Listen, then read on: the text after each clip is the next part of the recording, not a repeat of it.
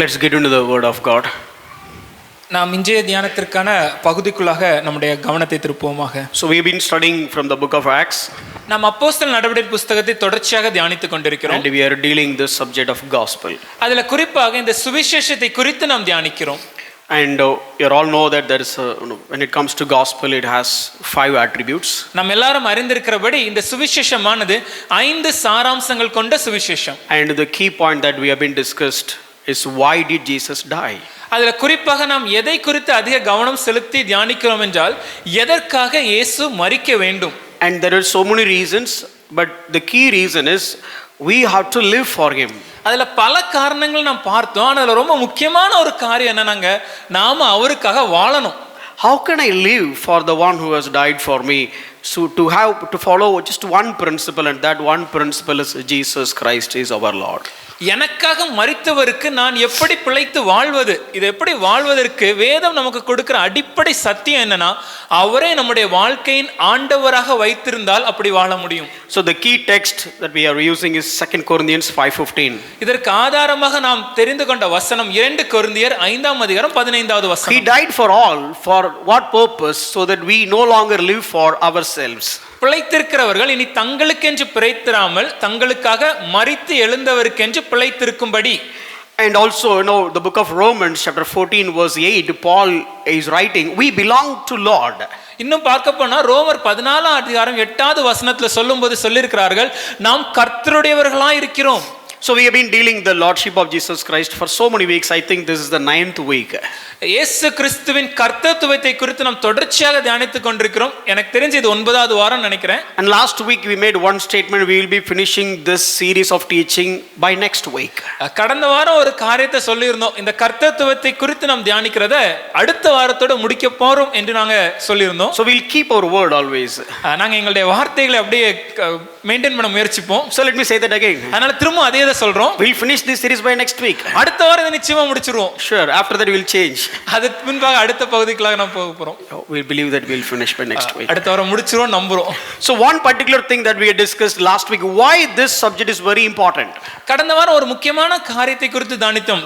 ஏன் இந்த பகுதி இல்ல இந்த அடிப்படை சத்தியம் ரொம்ப முக்கியமானது. We have studied about one famous church, the church of Corinth. ஒரு மிகவும் பிரபலமான ஒரு திருச்சபை குறித்து நாம் தியானித்தோம், கொரிந்து பட்டணத்தில் இருந்த திருச்சபை. And who was leading the church, or who was established the church? That is Apostle Paul. அந்த திருச்சபை நிறுவனது யாருங்க, இல்லனா அந்த திருச்சபை வழிநடத்திய தலைவர் யாருன்னு பார்த்தீங்கன்னா அப்போஸ்தலனாகிய Pavul. And Paul spent at least 18 months in that place to establish that church. இந்த சபையை நிறுவுவதற்காக பவுலடிகளார் கிட்டத்தட்ட 18 மாதங்கள் அந்த இடத்துல கொரிந்து பட்டணத்துல இருந்து அந்த சபையை நிறுவினார். But look at the issues in the church. ஆனா அந்த சபையில் காணப்பட்டிருக்கிற குழப்பங்களை நீங்க பாருங்களேன். Lot of quarrels, அவங்களுக்குள்ள அநேக வாக்குவாதங்கள், and people of flesh, அவங்க மாம்ச சிந்தையுடையவர்களா இருந்தாங்க, and they are infant in Christ, கிறிஸ்துவுக்குள்ள குழந்தைகளா இருந்தார்கள், and lot jealous and lot of cases among them, அவங்களுக்குள்ள பொறாமைகளும் பல வழக்குகளும் காணப்பட்டன, groupism, அவங்களுக்குள்ள நாங்க கட்சி பார்க்க பேதங்கள் இருந்தன, sexual immorality, greedy, விபச்சாரம், பொருளாசை, in fact drunkenness, அது மாத்திரம் இல்ல மதுபான பிரியர்கள், and lot of disputes among the brethren, சகோதரருக்குள்ளே அநேக வாக்குவாதங்கள், குழப்பங்கள், and ultimately false gospel and false apostles. அது மாத்திரம் இல்லங்க, இன்னும் சொல்லப்போனா கள்ள உபதேசமும் இருந்துச்சு, கள்ள அப்போஸ்தலரும் இருந்தனர். Even a church that has been established by Apostle Paul had these many issues. அப்போஸ்தலனாகிய பவுல் அவர்களால் நிறுவப்பட்ட திருச்சபையிலே இப்படிப்பட்ட பிரச்சனைகள் காணப்பட்டன. And Paul written the last epistle to them. Pavul அவர்களுக்கு தொலைந்து போன ஒரு கடிதத்தை எழுதினார். And Paul has written the 1 Corinthians to them. அதன் பின்பாக முதலாம் கொரிந்தியருக்கு எழுதின முதலாம் நிருபம். And Paul has written a severe letter to them. அதுக்கு பின்பாக கண்டிப்புடன் ஒரு கடிதத்தை அவர்களுக்கு எழுதி இருக்கிறார். And he has written the 2 Corinthians as well. தொடர்ந்து இப்போ கொரிந்தியருக்கு எழுதின இரண்டாம் நிருபத்தையும் அவர் கடிதமாக எழுதினார். He sent Titus. அவர் தீத்துவை அனுப்பினார். He sent Timothy. தீமோத்தி அனுப்பினார். And later point of time he himself visited overall at least 3 visits to that particular church. பின்னாட்கள பார்த்தோம் என்றால் பவுல் தானே அந்த சபைக்கு 3 முறை வந்து இருக்கிறார் என்று நாம் வாசிக்க முடியும். Paul spanked them. பால் அவங்களை தண்டித்தார், exhort them, அவங்களுக்கு ஊக்கப்படுத்தினார், chastise them, சிட்சித்தார், preach them, teach them, உபதேசித்தார், போதித்தார், shown his love, அவருக்கு அன்பை காண்பித்தார், and trying to explain all the mysteries. வேதத்தில் உள்ள அனைத்து ரகசியங்களையும் அவர்களுக்கு வெளிப்படுத்தி காண்பிக்கிறார். Even though he has done all that, finally he quoted with one verse. இதையெல்லாம் அவர் செய்த பின்பாகவும் கடைசியாக அந்த திருச்சபைக்கு ஒரு வசனத்தை அவர் எழுதி இருக்கிறார். 2 Corinthians chapter 13 verse 5. 2 கொரிந்தியர் 13ஆம் அதிகாரம் 5வது வசனம். This is something like a climax.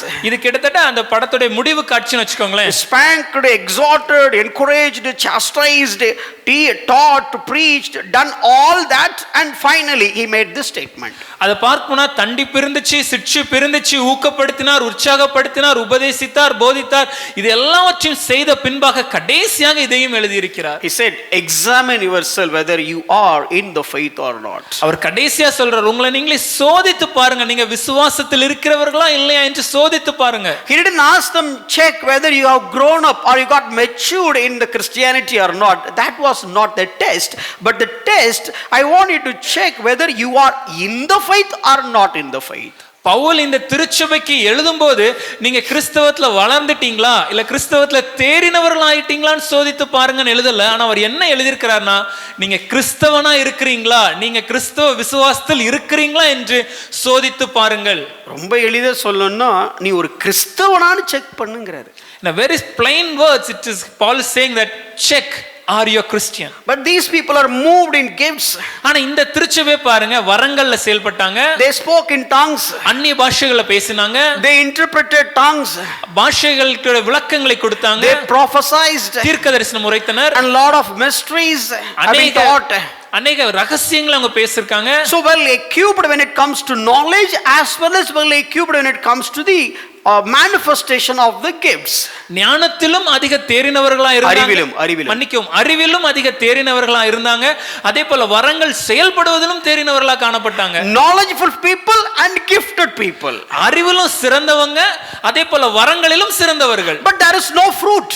ஆனா அவங்களுக்குள்ள கனிகள் இல்லங்க. So you can have so much of knowledge when it comes to Christianity. கிறிஸ்தவத்தை பொறுத்தவரைக்கும் நாம் அதிக அறிவுள்ளவர்களாக காணப்படலாம். And you can move in gifts.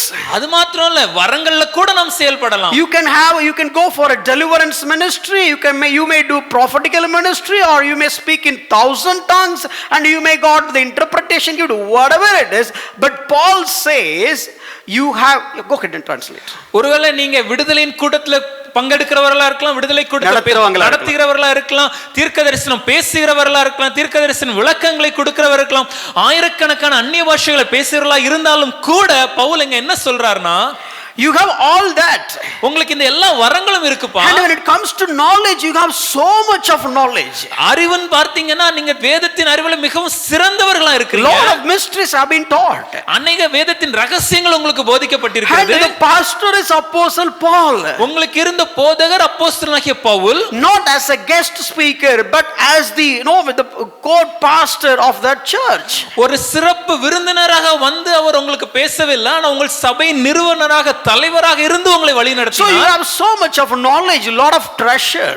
உங்களுக்கு अनेक அறிவுல நீங்க சிறந்து காணப்பட்டீங்க, பொக்கிஷங்கள் உங்களிடத்தில் இருந்தன. And then Paul has not concluded, so you must be a Christian அப்படினு அவர் முடிக்கல. But Paul didn't say that நீங்க ஒரு கிறிஸ்தவங்க தான்ப்பா because you have all நீங்க கண்டிப்பா கிறிஸ்தவங்களா தான் இருப்பீங்க அப்படினு சொல்லி பால் முடிக்கல. Examine your Christian life whether you are in the faith or not. Paul didn't say that because you have knowledge and because you are moving in gifts you must be a Christian. That is not what Paul is saying, but he says நீங்க உண்மையிலேயே கிறிஸ்தவங்களான்னு சோதித்து பாருங்க. Examine yourself. சோதித்து பாருங்க. So maybe people as a part of the Christian community, we may have lot of knowledge. ஒருவேளை நாம் கிறிஸ்தவ சமுதாயத்துல கிறிஸ்தவ கட்டமைப்புகள்ல நம்ம காணப்படுவதனால நமக்கு வேதத்தை பற்றி अनेक அறிவு காணப்படலாம். So at any topic you can speak anything from the Bible. எந்த தலைப்பு கொடுத்தாலும் வேதத்திலிருந்து अनेक காரியங்களை பேசக்கூடியவர்களாக நாம் இருக்கலாம். You may have very well knowledge about ecclesiology, Christology, pneumatology and church history and so on. வேதத்தை பற்றியும் சபை வளர்ச்சியை பற்றியும் கிறிஸ்துவை பற்றியும் பரிசுத்த ஆவியை குறித்து பேசுவதற்கு அநேக காரியங்களை அறிந்த அறிவாளிகளாக இருக்கலாம். Or else you are the person who is moving in gifts. இல்லனா ஒருவேளை நீங்க வரங்கள்ல செயல்படுவர்களாக காணப்படலாம். You may prophesy. உங்களால தீர்க்கதரிசனம் சொல்ல முடியலாம். You may speak in tongues. நீங்க அந்நிய பாஷைகள் பேசலாம். Maybe thousands of tongues. ஆயிரக்கணக்கான அந்நிய பாஷை கூட பேசலாம். And maybe you can interpret and you can interpret and you said it is by the grace of God you are interpreting. Whatever it is, nobody is there to validate. அந்நிய பாஷைகளை நீங்கள் பேசலாம். அந்நிய பாஷைகளை பேசுவதற்கு விளக்கத்தையும் நீங்களே கொடுத்துவிட்டு இந்த விளக்கம் தேவன் தான் கொடுத்தார் என்றும் நீங்கள் சொல்லலாம். ஏன்னா அது சரியான தவறான கேட்பதற்கு இங்க யாரும் கிடையாது. நீங்க கொடுத்த விளக்கம் சரியா தப்பான்னு அந்த பாஷை தெரிஞ்சவங்களுக்கு இருக்க போறது இல்ல. Because nobody will be knowing that language to interpret and understand whether what you said is right or wrong. எல்லாரும் அமைதியா சீரியஸா கேக்குறாங்க. Hope you got my point. நாங்க சொல்ல வரது உங்களுக்கு புரிஞ்சிருக்கும்னு நினைக்கிறேன். I am not speaking anything which is not happening in the Christian world. கிறிஸ்தவ உலகத்துல நடக்காத ஏதேனும் காரியத்தை குறித்து நாங்க இங்க சொல்லல. And you know exactly what I am talking about. நாங்க எதை குறித்து சொல்றோம்னு உங்களுக்கு நல்லாவே புரியும்னு எங்களுக்கு தெரியும். Don't show your face as an innocent infant. அதனால அப்பாவித்தனமான குழந்தைத்தனமான முகத்தை வைத்திருந்தாலும் இது இன்ஃபன்ட் இல்ல, இது எலிஃபண்ட். இதுக்குள்ள எவ்வளவு இருக்குங்கிறது உங்களுக்கும் தெரியும், எனக்கும் தெரியும். அந்த குழந்தைத்தனத்துக்கும் பின்பு என்ன காரியம் இருக்குங்கிறத கரெக்ட்டா மொழிபெயர்ப்பு இருக்கணும் மிஸ்டர். அந்த குழந்தைத்தனத்துக்கு பின்பாக யானை போல அறிவுகள் காணப்படுகிறது நாங்களும் அறிந்திருக்கிறோம். Please don't take me wrong. தப்பா எடுத்துக்காதீங்க தயவு செய்து. Such a wonderful church is the church of Corinth. அப்படிப்பட்ட ஒரு அருமையான சபை தான் இந்த கொரிந்து சபை. And look at the pastor's comment of that church. அந்த சபைக்கு தலைவராக இருந்த பவுல் சொல்கிற காரியத்தை பாருங்க. He is talking about his own believers. அவர் தன்னுடைய சபையை பற்றி தன்னுடைய விசுவாசிகளை பற்றி பேசுகிறார். He was not excited because these people are moving to say come on, we have the spirit of God. அவர்கள் வரங்கள் செயல்பட்டதை பார்த்து பவுல் அடிகளார் சந்தோஷப்பட்டு எப்பா ரொம்ப சந்தோஷம், இன்னும் வரங்கள் ஆவியானவர் மூலமா நீங்கள் செயல்படுங்கள் என்று அவர் சொல்லவில்லை. Show me one verse in the epistles of Corinth, the first and second. Just show me one verse where Paul had appreciated about the church of Corinth based on their manifestation in the spiritual gifts. நீங்கள் முதலாம் கொரிந்தியருக்கு எழுதின முதலாம் நிருபம் மற்றும் இரண்டாம் நிருபம் முழுவற்றை நீங்கள் பார்த்து பாருங்க. பவுல் ஏதாவது ஒரு இடத்திலேயாவது இந்த கொரிந்து சபை அந்நிய பாஷைகள் போன்ற சகல விதமான வரங்கள்ல செயல்பட்டதை அவர் நல்லா பண்றீங்கன்னு சொல்லி அப்ரிஷியேட் பண்ணி அது சிறந்தது என்று சொன்ன ஒரு வசனமாவது இருக்கிறதா? Of course he is recommended some gifts and he is recommended something in such a way that okay, don't stop speaking in tongues and all those things. But my point is, did Paul ever pat on their backs and saying, hey guys, you are doing a good job, go ahead and do it? அப்படி நீங்க போல் சொல்லி இருக்கிறாரா? ஆமா, நாம் கொரிந்தியருக்கு எழுதின நிருபங்களை வாசிக்கும் போது சில இடங்களில் பவுல் அவர்களிடத்துல அந்நிய பாஷைகளை பேசுவதை விட்டு விடாதீர்கள் என்று சொன்ன காரியங்களை நாம் வாசிக்கலாம். ஆனா ஏதாவது ஒரு இடத்துல பவுல் அவர்களை தட்டி கொடுத்து நீங்கள் பேசுவது நல்லதான், தொடர்ந்து பேசுங்கள் என்று அவர்களை ஊக்கப்படுத்தியிருக்கிறார் என்று can we see at least one verse? But he is speaking so much about the Christian living. ஆனா பவுல் அதிகமா எதை பற்றி பேசுறாருன்னா கிறிஸ்தவ வாழ்க்கை நடைமுறை வாழ்க்கையை பற்றி. Maybe you can hold the hand of your neighbor and say that Christian life is.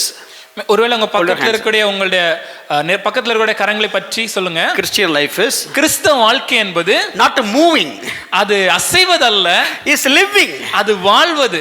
It is not manifesting, அது வெளியரங்கமான காரியம் அல்ல, it is showing Christ. அது கிறிஸ்துவை வெளிக்காட்டுவது. Are you doing that? நீங்க செய்றீங்களா அத? It is very easy to get manifested. வரங்களில் செயல்படுவது மிகவும் எளிது.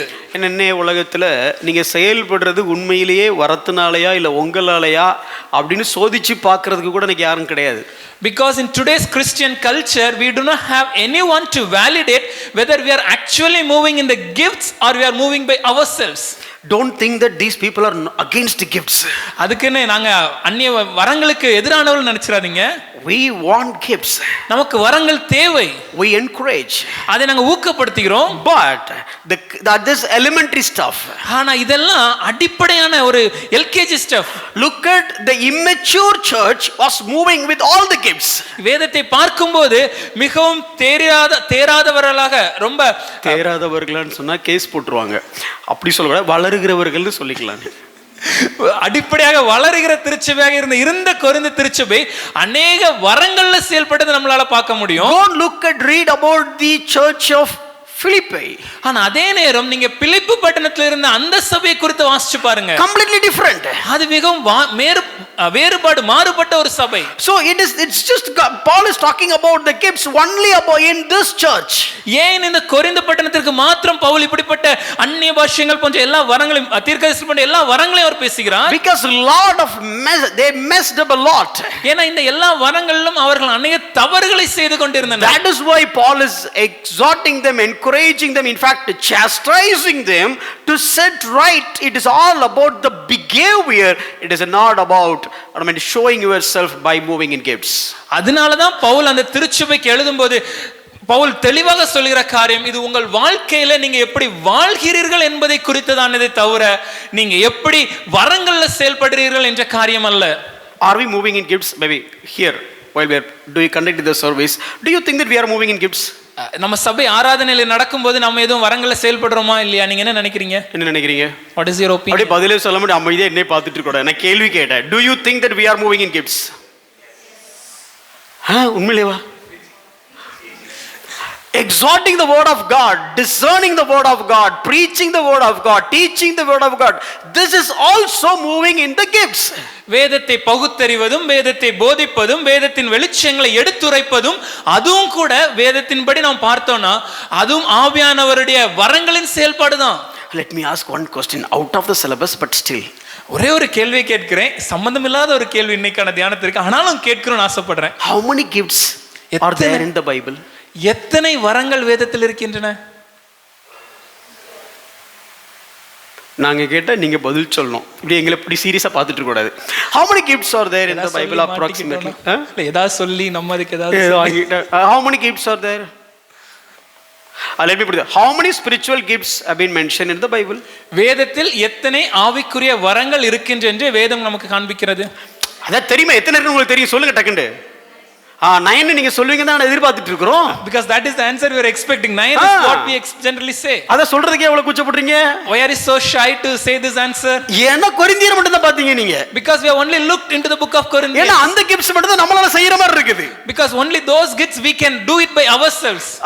Correct translation. பிடிச்சியா இல்லையா யோர் நோட் பண்ணு. கரெக்ட்டா பிடிச்சிட்டேன். Exactly.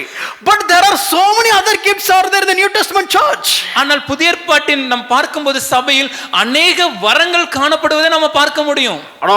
I have very poor memory but let me give you at least 20 plus gifts are there or mentioned for the New Testament church. புதிய ஏற்பாட்டு சபைக்கு கிட்டத்தட்ட 20க்கும் மேலான வரங்களை ஆவியானவர் கொடுத்திருக்கிறார். If we start dealing that one by one then that is another series of teaching. அத ஒவ்வொன்றாக நாம் தியானிக்க ஆரம்பித்தோம்னா அது இன்னொரு தொடர் பிரசங்கமாக மாறிவிடும். இந்த 9ஏ பிடிச்சிட்டு நிக்க கூடாது. We should not just hold on to these 9 gifts. அந்த 9லயும் even in those 9 they will know the rest of the story. உங்களுக்கு புரிஞ்சிருக்கும்னு நினைக்கிறோம்.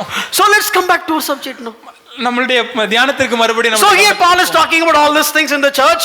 கொரிந்து சபைக்கு எழுதின நிருபத்தில் இந்த எல்லா காரியங்களும் பவுல் பேசுகிறார். And finally he says scrutinize your faith and find out. கடைசியா சொல்றார் தப்பேதும் இருக்கான்னு தேடி கண்டுபிடிக்கிற அளவுக்கு தேடி பாருங்க நீங்க எப்படி இருக்கீங்க. Set the question paper in a such a way that you will fail and make sure that are you getting right score. கேள்வித்தாளை வினாத்தாளை மிகவும் கடினமாக வைத்து உங்களை நீங்களே தோல்வியடை செய்யற அளவிற்கு ஒரு கேள்வித்தாளை வைத்து அதுல உங்களுடைய மதிப்பெண்கள் எவ்வாறு இருக்கிறது என்று சோதித்து பாருங்க. So that is why we have been teaching this series to make sure that am I treating Jesus Christ as a Lord in my life. இந்த தொடர் பிரசங்கத்தை நாம் செய்கிறதற்கான மிக முக்கியமான காரியம் என்னன்னா நான் என்னுடைய வாழ்க்கையில் இந்த இயேசு கிறிஸ்துவை ஆண்டவராக வைத்திருக்கிறேனா. So let me start from where I have left last week. கடந்த வாரம் எந்த இடத்துல விட்டோமோ அதில இருந்து தொடர ஆசைப்படுகிறோம். 1 Corinthians chapter 6 verse 19. 1 கொரிந்தியர் 6ஆம் அதிகாரம் 19வது வசனம். So this says you are bought by a price. நீங்கள் கிரயத்திற்கு கொல்லப்பட்டீர்களே. If you bought by a price then somebody has paid for you, which means you are the slave or the servant for the one who has make the payment. கிரயத்திற்கு கொல்லப்பட்டீர்கள் என்ற ஒரு வார்த்தை சொல்லப்படும் போது அங்கே ஒரு பண கிரயம் செலுத்தப்பட்ட ஒரு விலை கிரயம் விலை கிரயம் செலுத்தப்பட்டிருக்கிறது. அந்த விலை கிரயத்தை கொடுத்து ஒருவர் வாங்கினார்கள் என்றால் நீங்கள் உங்களுடையவர்கள் அல்ல, விலை கிரயம் செலுத்தினவர்களுடையவர்கள். So what should I do now? அப்ப இப்ப நான் என்ன செய்யணுங்க? I have only one responsibility. எனக்கு ஒரே ஒரு ஒரு கடமை இருக்கிறது. See here, look at the words between the phrases. இங்க அந்த வாக்கியத்தில் வரக்கூடிய வார்த்தைகளை கவனித்து பாருங்க. The first of says that somebody has bought you. முதல் பகுதி சொல்கிறது ஒருவர் விலை கிரயம் கொடுத்து உங்களை வாங்கி இருக்கிறார். And the bridge verse in with the connected word says that so. இந்த இரண்டு பகுதிகளையும் இணைக்கிற வார்த்தை சொல்கிறது ஆகையால்.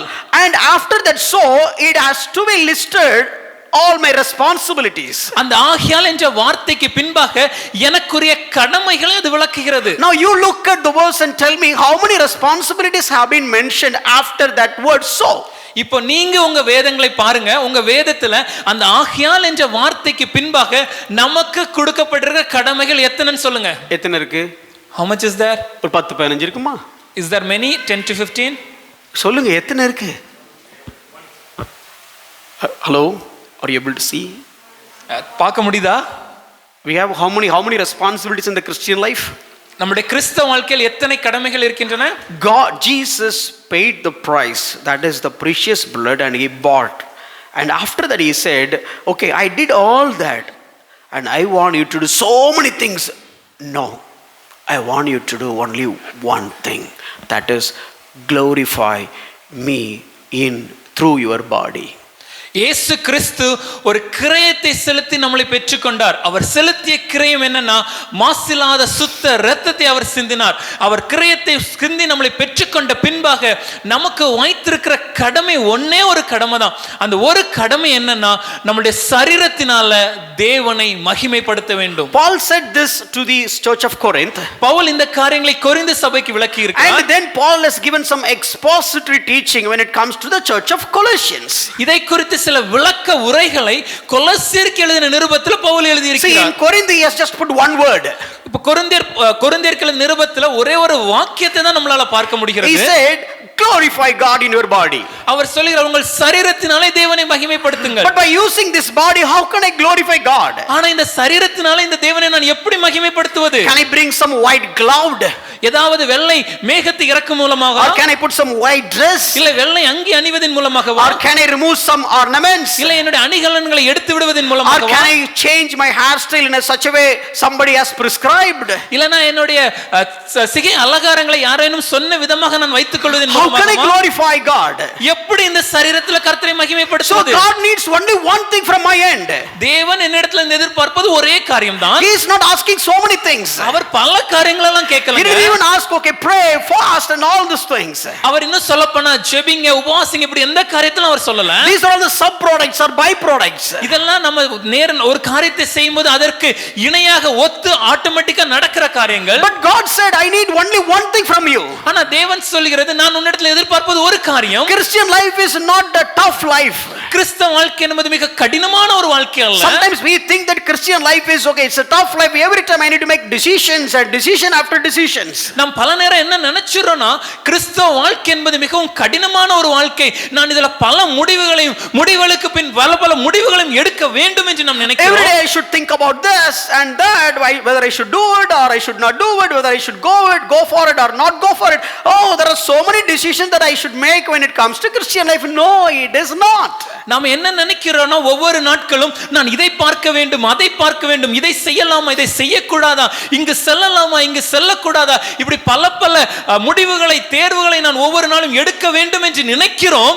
ஆனா அது உண்மை இல்லைங்க. Christian life has only one condition. கிறிஸ்தவ வாழ்க்கை ஒரே ஒரு நிபந்தனை உடைய ஒரு வாழ்க்கை. ரொம்ப எளிதானது. Glorify God through your body.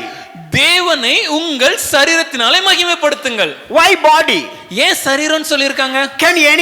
Can we see anyone in this world without body? இந்த உலகத்துல யாரையாவது சரீரம் இல்லாம நம்மளால பார்க்க முடியுமா? If we see that, then that's a different story. அப்படி பாத்தீங்கன்னா அது வேற கதைங்க. சரீரம் இல்லாம யாராவது இங்க இருக்கிறீங்களா? Is there anybody without a body here? இருந்தா சொல்லிருக்கேன், சர்ச்சை க்ளோஸ் பண்ணிரலாம். If you see service முடிஞ்சது.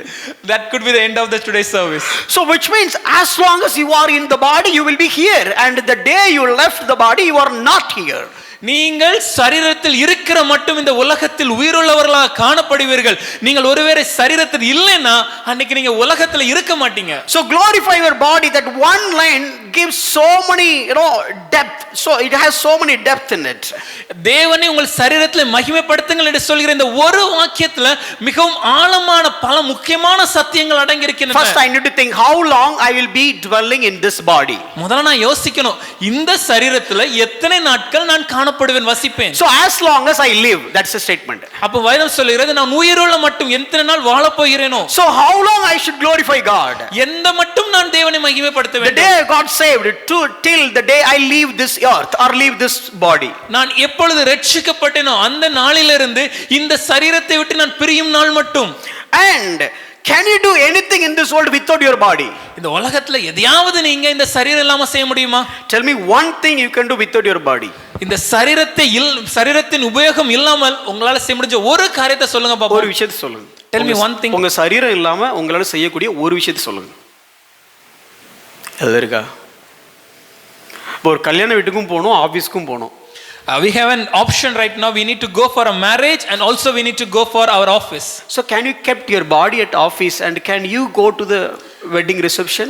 இப்படிப்பட்ட ஒரு சூழ்நிலையில நம்முடைய சரீரத்தை அலுவலகத்துல வைத்து விட்டு நம்ம மாத்திரம் வெட்டிங் ரிசப்ஷனுக்கு, கல்யாணத்தின் விருந்துக்கு செல்ல முடியுமா? வெட்டிங் முடிஞ்சு, அன்னையோட முடிஞ்சு. That might be the end of the wedding. So it is not possible. அது சாத்தியம் இல்லாத ஒன்று. So Paul simply says glorify God by your body. You need to study about it. Pavul உங்கள் சரீரத்தில் தேவனை மகிமைப்படுத்துங்கள் என்று சொல்லும்போது அதில் என்ன அர்த்தம் இருக்கிறது என்பதை நாம் தியானிக்க வேண்டும். That is why you are coming to the church. அதற்காக தான் நாம் சபைக்கு வருகிறோம். That is why we are here in the church. அதற்காக தான் நாம் சபையில் இருக்கிறோம். Not make you to clap and make you to feel some goosebump and get excited and go, oh wonderful presence of God. No, அப்பெல்லாம் presence of God கிடையாது. When you come to the church, it's now கரங்களை தட்டி நம்மளை ஒரு உணர்ச்சிக்குள்ளாக்கி ஒரு சந்தோஷத்தோடு செல்வது, அது தேவனுடைய பிரசன்னம் என்று நினைத்துக் கொள்வது, that is not the purpose and that is not the presence of God. அப்ப மட்டும் presence of God அப்படினா there is another verse. If you think that is alone the presence of God, then we have another verse for that. Christ who dwells in you is the hope of glory. கிறிஸ்துவானவர் மகிமையின் ரகசியமாக உங்களுக்குள்ள இருப்பது, மகிமையின் நம்பிக்கையாக உங்களுக்குள்ள இருப்பது அந்த ரகசியம். அப்ப இருக்கிறாரா? Is God really there? Is Christ there? இருந்தா பிரசன்னம் எப்ப வரும்? சர்ச்சுக்குள்ள வந்தா மட்டும் தான் வருமா? If Christ is really in you, will the presence of God will be there only when you are in the church? Why are you so silent? ஏன் ரொம்ப அமைதியா இருக்கீங்க? When was the last time you feel the presence of God? கடைசியாக தேவனுடைய பிரசன்னத்தை நீங்க எப்போ உணர்ந்தீர்கள்? Thank you. ART product. இப்போ கூட உணர்றோம். எப்போ உணரணும்? Hallelujah. We will always be in his presence. I said hallelujah. Hallelujah. சத்தமா சொல்லுங்க. Doesn't make sense. புரியுதா உங்களுக்கு? If this makes sense, then that doesn't make sense. இந்த வசனம் உண்மையும் அது நமக்கு புரிகிறது, நிரூபணம் ஆகிறது என்றால் நாம நினைத்துக் கொண்டிருக்கிற பிரசனம் என்பது தவறு என்று நமக்கு புரிஞ்சிரும். We are carrying the presence of God. நாம் தேவனுடைய பிரசன்னத்தை நம்முடைய சரீரத்தில் சுமந்து கொண்டிருக்கிறோம். We are the ark of covenant. நாம் தான் இன்று அந்த உடன்படிக்கையின் பெட்டி. We are the temple of God. நாம் தான் தேவனுடைய ஆலயம். When God led the people from the Egypt to the promised land, the first time Bible ever portrayed the word ecclesia for that people. தேவனாகிய கர்த்தர் இஸ்ரவேல் ஜனங்களை எகிப்திலிருந்து வாக்குத்தத்தம் பண்ணப்பட்ட தேசத்திற்கு வழி நடத்தும் போது அங்குதான் வேதத்தில் முதல் முறையாக இந்த எக்லீசியா என்ற எபிரேய பதம் உபயோகப்படுத்தப்பட்டது.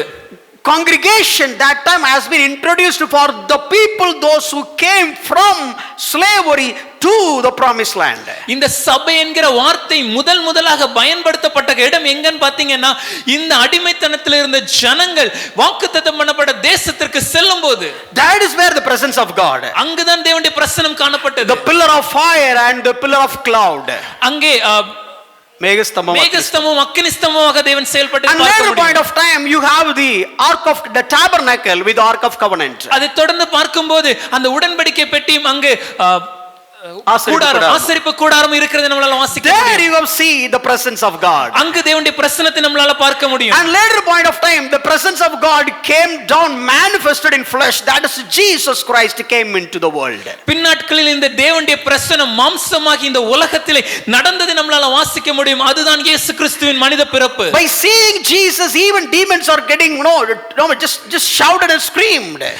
இயேசுவை பார்க்கும்போது அசுத்தாவிகள் அவை கதறி அலைந்து ஓடுகிறது நம்மளால வாசிக்க முடியும். Then later point of time in Acts 2, the divine presence of God through the Holy Spirit, the spirit of the presence of God is in a tangible manner, it came down.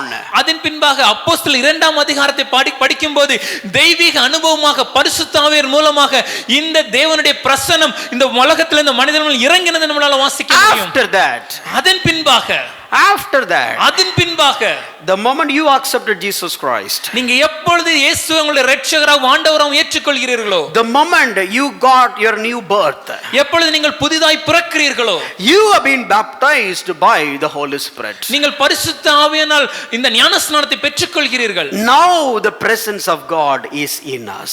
இப்பொழுது இந்த தேவனுடைய பிரசன்னம் நமக்குள்ளாக வாசம் பண்ணுகிறது. In fact, this is what the ultimate purpose of God.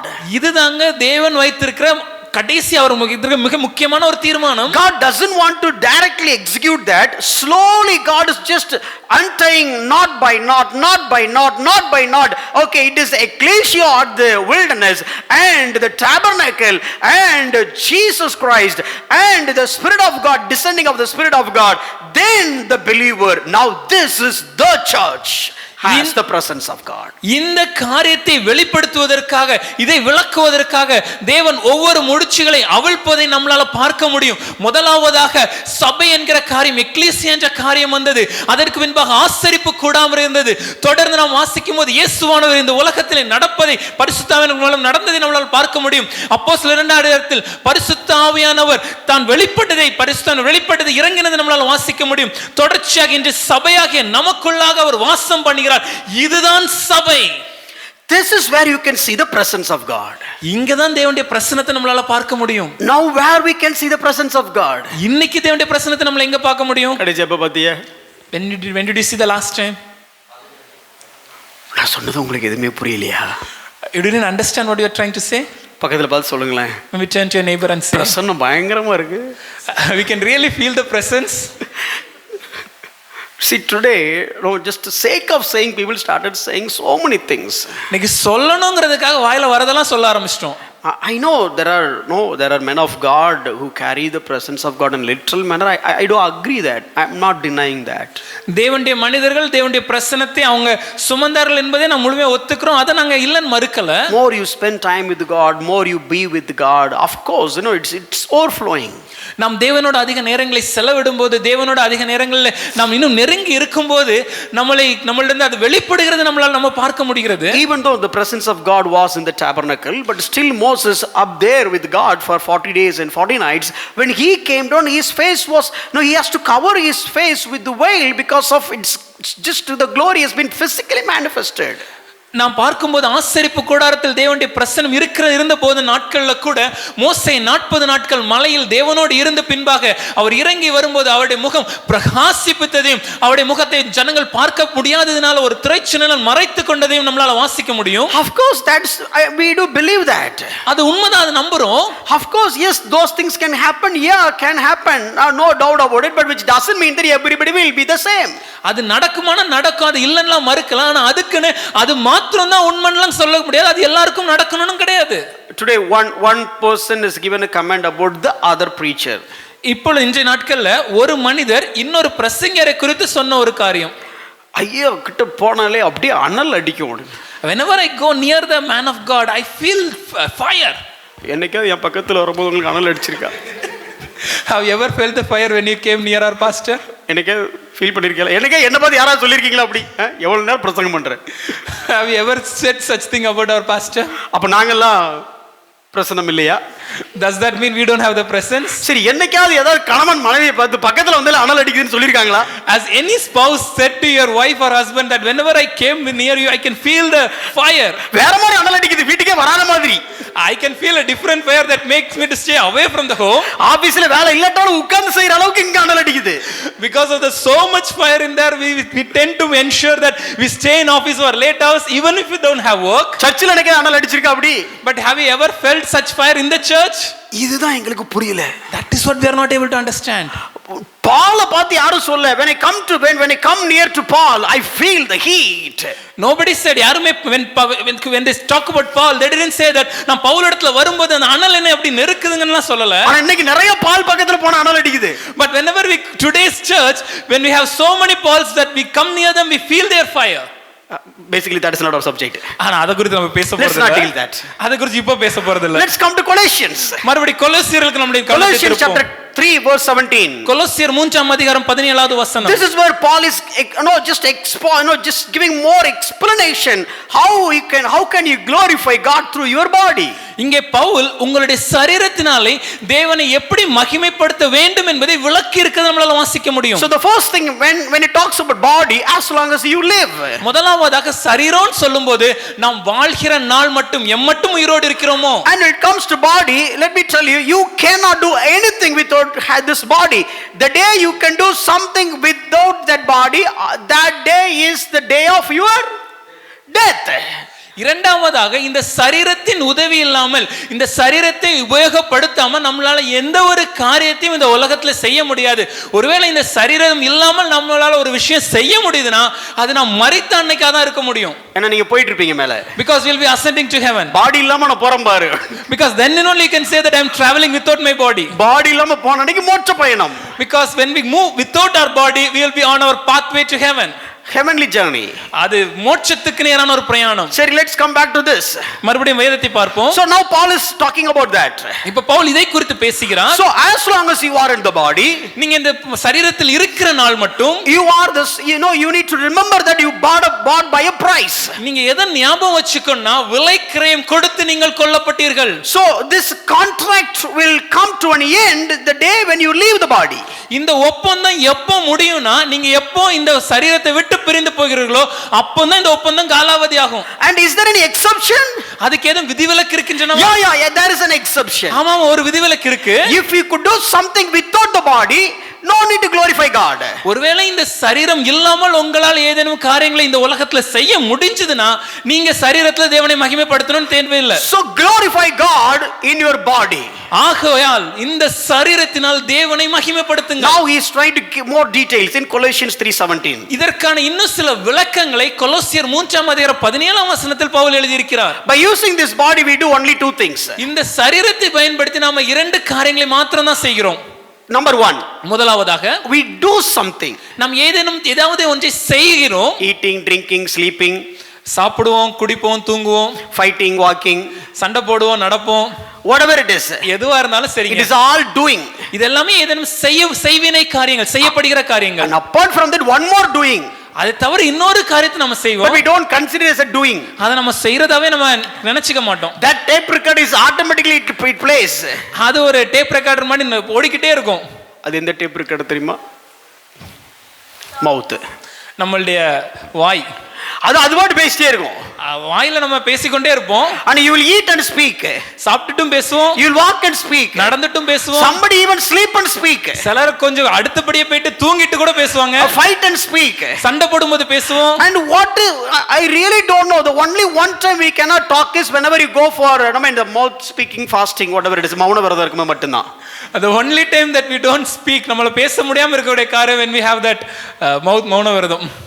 அத நீங்க சொல்றீங்க பாத்தீங்களா, என்ன பார்த்து இது சொல்ற மாதிரி தோணுது. But let me tell you, all the time we speak. நாம் எப்பொழுதுமே பேசிக்கொண்டிருக்கிறோம். Here Paul is saying, let me put in very two conditions. Pavul இதை குறித்து எழுதும்போது இந்த இரண்டு நிபந்தனைகளை மாத்திரம் எழுதுறேன். There one condition. முதல் நிபந்தனை என்னன்னா, let me give an expository commentary about that one condition. அந்த முதல் நிபந்தனை குறித்து ஒரு விளக்கத்தை இப்ப எழுத போறோம். Now 2 points. இப்ப ரெண்டு காரியங்கள். Whatever you do, முதலாவது நீங்கள் எதை செய்தாலும், word or deed, வார்த்தையினாலாவது கிரியையினாலாவது, through your mouth or through any other organs of your body, உங்களுடைய வாயினாலும் சரி இல்ல சரீரத்தின் வேற எந்த அவயங்கள்னாலும் சரி, everything in the name of, எதை செய்தாலும் அதையெல்லாம் the Lord Jesus, கர்த்தராகிய இயேசுவின் நாமத்தினாலே. Why Lord? ஏன் கர்த்தர்? Why should I do everything for God? ஏன் நான் செய்கிற எல்லாவற்றையும் தேவனுக்கு என்று செய்ய வேண்டும்? Even the word, நான் பேசுகிற வார்த்தையா இருந்தாலும் சரி. Why? ஏன்? Because I have written in Corinthians, you are bought by a price, so you have to glorify through your body. ஏனென்றால் கொரிந்தியருக்கு எழுதின நிருபத்தில் சொல்லப்பட்டிருக்கிறது, கிரயத்திற்கு கொல்லப்பட்டீர்கள், ஆகையால் இந்த சரீரத்தினால் தேவனை மகிமைப்படுத்துங்கள். Not only Corinthians, கொரிந்தியர்ல மாத்திரம் இல்லங்க, here also I put a word Lord. கொலோசியருக்கு எழுதுவதும் கர்த்தர் என்ற வார்த்தையை பயன்படுத்தி Do you இருக்கிறார். know he is Lord? ஞாபகம் இருக்குதா அவர் கர்த்தர்னு? Then do everything for his glory. அப்படினா எதை செய்தாலும் அவருடைய மகிமைக்காக செய்ய வேண்டும். Let me give excuse. ஒரே ஒரு விதிவிலக்கு மாத்திரம் சொல்றேனே. One exception. ஒரு விதிவிலக்கு. If you can do anything, நீங்க எதையாவது ஒரு காரியத்தை செஞ்சீங்கன்னா without doing and speaking, செய்யாம பேசாம ஒரு காரியத்தை தமிழ்ல சொல்றது, if you can do anything without doing and speaking, then that you can do it for God. Sorry, that you can do it for yourself. கிரியைகள் இல்லாமல் வார்த்தைகள் இல்லாமல் ஏதேனும் காரியத்தை உங்களால செய்ய முடிஞ்சதுன்னா அதை கர்த்தருக்கு செய்யாம உங்களுக்காக செஞ்சுடுங்க. You can do it for yourself. Can you do something? அப்படின்னு பண்ண முடியுமா? Hello, இருக்கீங்களா? Which means in this world, after you got saved, every move that you make, every word that you utter, every place that you are, every endeavor that you do, have one focus: I bought for a price and I need to do anything and everything for my Lord Savior Jesus Christ. Amen. அப்படின்னா அதுல என்ன புரிஞ்சுக்கலாம்னா, நாம் எப்பொழுது நாம் ரட்சிக்கப்பட்டோமோ அதிலிருந்து நாம் அசைந்தாலும், எங்கு அசைந்தாலும், நாம் எதை பேசினாலும், எந்த காரியத்தை செய்வதற்கு முன்னெடுத்தாலும், எந்த காரியத்தை சிந்தித்தாலும், எதை செய்தாலும் அதை கர்த்தருடைய நாமத்தின் மகிமைக்காகவே செய்ய வேண்டும். ஏனென்றால் கிரயத்திற்கு கொல்லப்பட்டோம், ஆகையால் சரீரத்தினால் அவரை மகிமைப்படுத்த வேண்டும். Can we do that? அதை செய்ய முடியுமா? But that is how the Christian life is. ஆனா அதுதாங்க கிறிஸ்தவ வாழ்க்கை. That is the demand. அதுதான் தேவன் எதிர்பார்க்கிற காரியம். So I was preparing this sermon last week itself. கடந்த வாரமே இன்னைக்கான இந்த தியான பகுதியை நான் தயார் செய்து கொண்டிருந்தேன். Last Saturday I was typing this particular verse. இந்த வசனத்தை நான் எழுதி கொண்டிருந்த போது, and Abhi's parents have come. என்னுடைய மனைவியின் தகப்பன்மார் எங்க வீட்டுக்கு வந்திருந்தாங்க. And I was trying to go down to take the luggages. அப்ப நான் கீழ இறங்கி சென்று அவங்க கொண்டு வந்த அந்த லக்கேஜ் எல்லாம் எடுப்பதற்கு, பேக் எடுக்கிறதுக்கு முயற்சி செய்தேன். And uncle was about to give to settle the auto. அப்போ என் மாமா அங்க வந்திருந்த ஆட்டோ அவர்களுக்கு பணத்தை கொடுப்பதற்கு முற்பட்டார். I was about to take the bags. நான் பைகள் எல்லாம் சுமந்து கொண்டிருந்தேன். And I heard that bargain. அத சுமக்க முற்படும்போது அவங்க நடக்கறாங்க பேச்சுவார்த்தையை நான் கேட்டேன். I was just typed this verse. இந்த வசனத்தை அப்பொழுதுதான் நான் டைப் பண்ணி இருக்கேன். And came down. கீழ வந்திருக்கேன். Now இப்போ this auto guy, இப்போ அந்த auto Anna, he was asking 50 rupees extra. 50 ரூபாய் அதிகமாக கேட்டார். Take the bag. பைகளை எடுத்துறேன், put it back. அப்படியே கீழ வச்சிட்டேன். Then I was going to him, அவர்ட்ட சென்று asking why 50 rupees? ஏன் 50 ரூபாய்? Don't you think that this is too much? இது ரொம்ப அதிகம் இல்லையா sir? I felt like injustice is happening in front of my eyes. என் கண்களுக்கு முன்பாக ஒரு அநீதி நடப்பது போல் நான் உணர்ந்தேன். Stand for the righteous thing. நீதிக்காக நிற்க வேண்டும் அல்லவா? நீதிக்காக நிக்கணும், நின்னு அன்னைக்கு. Then I went and asked, why 50 rupees? உடனே போய் கேட்டேன், லைக் ஏன் why 50 rupees, ஏன் 50 ரூபாய்? And he simply said, அப்ப அவர் சொன்னாரு, that is how we decided. அப்படிதான் பேசியிருந்தோம். We already spoke and decided, that is what I took this ride. அப்படி சொல்லி பேசினனால தான் நான் அந்த ரைடுக்கு ஓகே சொன்னேன். But still, my righteous nature, the justice nature couldn't compromise. இருந்தாலும் என்னோட நீதியும் நியாயமும் கொண்ட சுபாவத்தால என்னால ஏற்றுக்கொள்ள முடியல. சும்மா 50 ரூபாய், 50 rupees.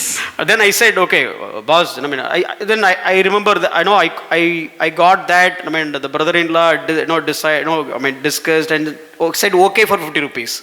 Then I understood that என்னுடைய brother in law வந்து ஆட்டோ புக் பண்ணும்போதே ஒரு 50 rupees எக்ஸ்ட்ரா கேட்டதுக்கு he said okay. I said, yeah, of course he would have spoken, but you please be genuine. நான் அப்பொழுது அந்த ஆட்டோ ஓட்டுநர்கிட்ட சொன்னேன், உண்மைதாங்க அவர் பேசுனது உண்மைதான், ஆனாலும் கொஞ்சம் நியாயமா நீங்க கேட்க வேண்டாமா? As a pastor, ஒரு போதகராக be genuine. ஒரு நியாயமா நடந்துக்கோங்களேன். And I said, 20-30 is okay, but 50 rupees is too much. 20 ரூபாய் 30 ரூபாய் கூட கேட்டா சரிங்க, 50 ரூபாயா? And he said, sir, Do you know about the petrol and the tire and the setups there and all this body parts? He started talking. உடனே அவர் உங்களுக்கு petrol பத்தி தெரியுமா, ஷாக் அப்சர் பத்தி தெரியுமா, இந்த டயரை பத்தி தெரியுமா, அதெல்லாம் பேச ஆரம்பிச்சிட்டார். சத்தியமா எனக்கு ஒண்ணும் தெரியாதுங்கிறது அவருக்கு தெரியும். Because he know very well that I don't know anything about that. I said that's all okay. I have been using this ride many times and we are paying just 20 or 30 rupees, but asking 50 rupees is too much. ஆனா நான் சொன்னேன் அதெல்லாம் எனக்கு தெரியாது sir, ஆனா நான் இந்த auto book பண்ணி பண்றத பல நாட்களா பண்ணி கொண்டிருக்கிறோம், 20 ரூபாய் 30 கேட்பதெல்லாம் ஓகே, ஆனா 50 ரூபாங்கிறது ரொம்ப அதிகம். And he started raising his voice. உடனே அவர் சத்தத்தை உயர்த்தி பேச ஆரம்பித்தார். And slowly the Pushparaj is getting resurrected. உடனே அந்த என்னுக்குள்ள இருந்த அந்த புஷ்பராஜும் கொஞ்சம் கொஞ்சம் உயிர் பெற ஆரம்பித்தார். இந்த புஷ்பராஜ் பழைய புஷ்பராஜ் செத்து போன மத்தியா அவன் he started resurrected. மரித்து போன பழைய மனுஷனும் உயிர் பெற ஆரம்பித்தார். And he said don't raise your voice.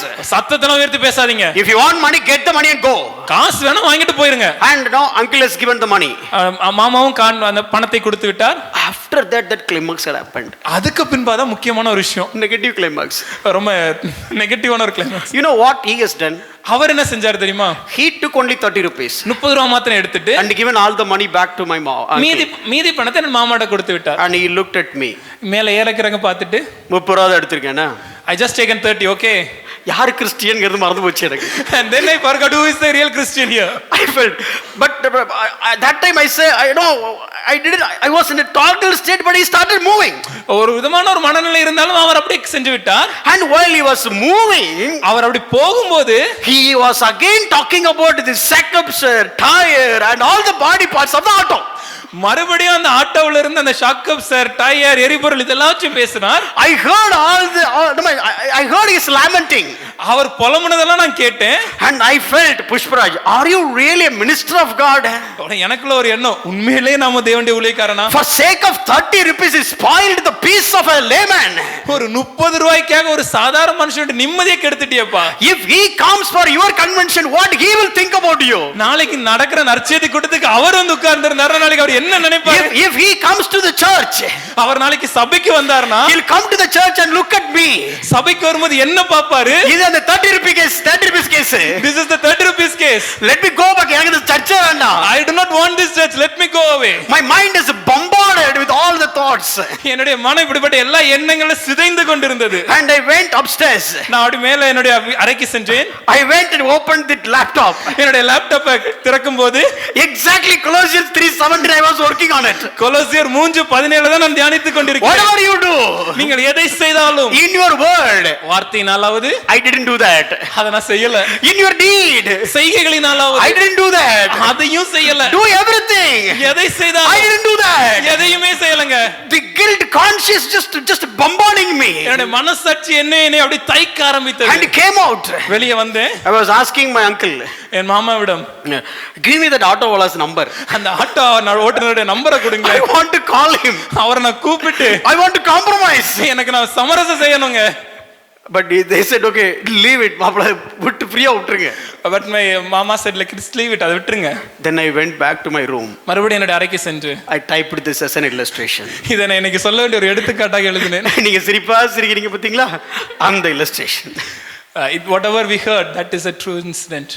Yes, given 20 rupees. ஒரு 20 ரூபாய்க்காக. And he made my piece into many pieces. 20 ரூபாய் அவர் திரும்ப கொடுத்துட்டு என்னோட சமாதானத்தை சதச்சிட்டு போயிட்டாரு. சமாதான பீஸ் ஆகிட்டு போயிட்டான். My entire piece is gone. I know what. But while I was typing this verse, ஆனால் இந்த வசனத்தை தியானிக்கும் போது Spirit of God is just reminding me. ஆவியானவர் எனக்கு உணர்த்தின ஒரு காரியம். This is what Christian life. இதுதான் கிறிஸ்தவ வாழ்க்கை. In anything you do, எதை செய்தாலும், in every deed, என்ன காரியம் செய்தாலும், every word, நான் பேசுகிற ஒவ்வொரு வார்த்தைகள், I was just rewinding the conversation that I made. நான் அந்த ஆட்டோ நடத்துனருடன் பேசின காரியங்களை யோசிச்சு பார்த்தேன். குரலை வைத்து பேசாதீங்க. Don't raise your voice. காசு வேணா வாங்கிட்டு போயிட்டே If you want money, get it and go. What kind of word it is? எவ்வளவு மோசமான வார்த்தைகளை நான் பேசியிருக்கேன். Are you doing ministry? நீங்க ஊழியம் தான் செய்து கொண்டிருக்கீங்க. Are you preaching at you have to glorify God in every deed and word. Did Jesus get glory in and through these words? பிரசங்கம் செய்யும் போது உன்னுடைய வார்த்தையினாலும் செய்கையினாலும் தேவனை மகிமைப்படுத்து என்று பிரசங்கம் செய்தாயே, நீ செய்த இந்த காரியத்தின் மூலமாக தேவன் மகிமைப்பட்டாரா? This is what the demand of Christianity. இதுதான் தேவன் எதிர்பார்க்கிற காரியம். This is what we are called to live. இப்படிப்பட்ட ஒரு வாழ்க்கைக்கு தான் நாம் அழைக்கப்பட்டிருக்கிறோம். Of course we are failing. ஆமா, நம்ம பல இடங்களில் தோற்று போகிறோம். Yes, I do. நாங்களும் தோற்கிறோம். Of course I know you will do. எங்களுக்கு நல்லா தெரியும் நீங்களும் பல இடங்களில் தோற்பீர்கள். Don't show your face as innocent. அதனால அப்பாவித்தனமான அந்த முகத்தை வச்சுக்காதீங்க. தெரியும் எத்தனை ரோட்ல சண்டை போட்டுருப்பீங்க. We all know how many times we have fought in the roads. You know, I make one prayer immediately. உடனடியாக நடிகத்துல இருந்து ஒரு ஜெபத்தை செய்தேன். Lord, maybe now I'm doing it. இப்போ நான் செய்கிறேன். Maybe you can also make use of this prayer. நீங்களும் இந்த ஜெபத்தை பயன்படுத்திக் Lord, கொள்ளலாம். you are omnipotent God. தேவனே நீர் சர்வ வல்லவர். Here by the name of Jesus Christ, இயேசுவின் நாமத்தினாலே I declare the man to forget my face.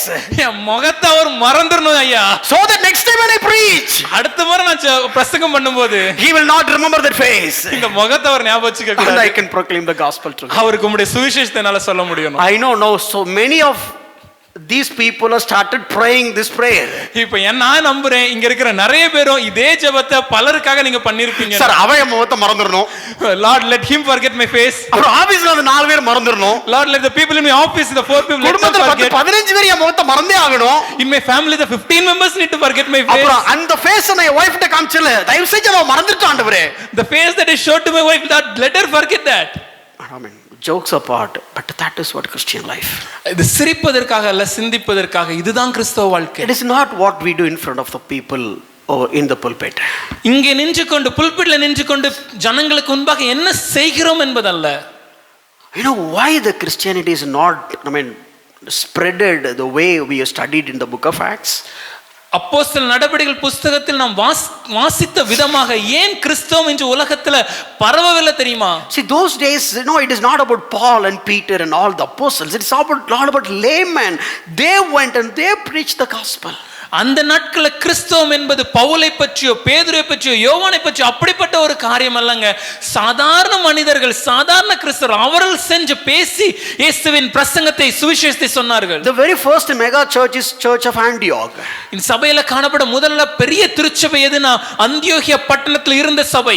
And the very first revival that happened not in just Jerusalem, but the mega revival happened in the city of Antioch. முதல் எழுப்புதல் எருசலேமில் உண்டாகவில்லை, முதல் எழுப்புதல் அந்தியோகியா பட்டணத்தில் உருவானது. And the very first church who sent missionaries, that is Church of Antioch. முதலாக மிஷனரிகளை அனுப்பிய சபை என்னது என்றால் அது அந்தியோகியா பட்டணத்தில் இருந்த சபை. But go and try to find out who has established the Church of Antioch. ஆனா இந்த அந்தியோகியா சபையை நிறுவனது யாருன்னு போய் படிச்சு பாருங்க.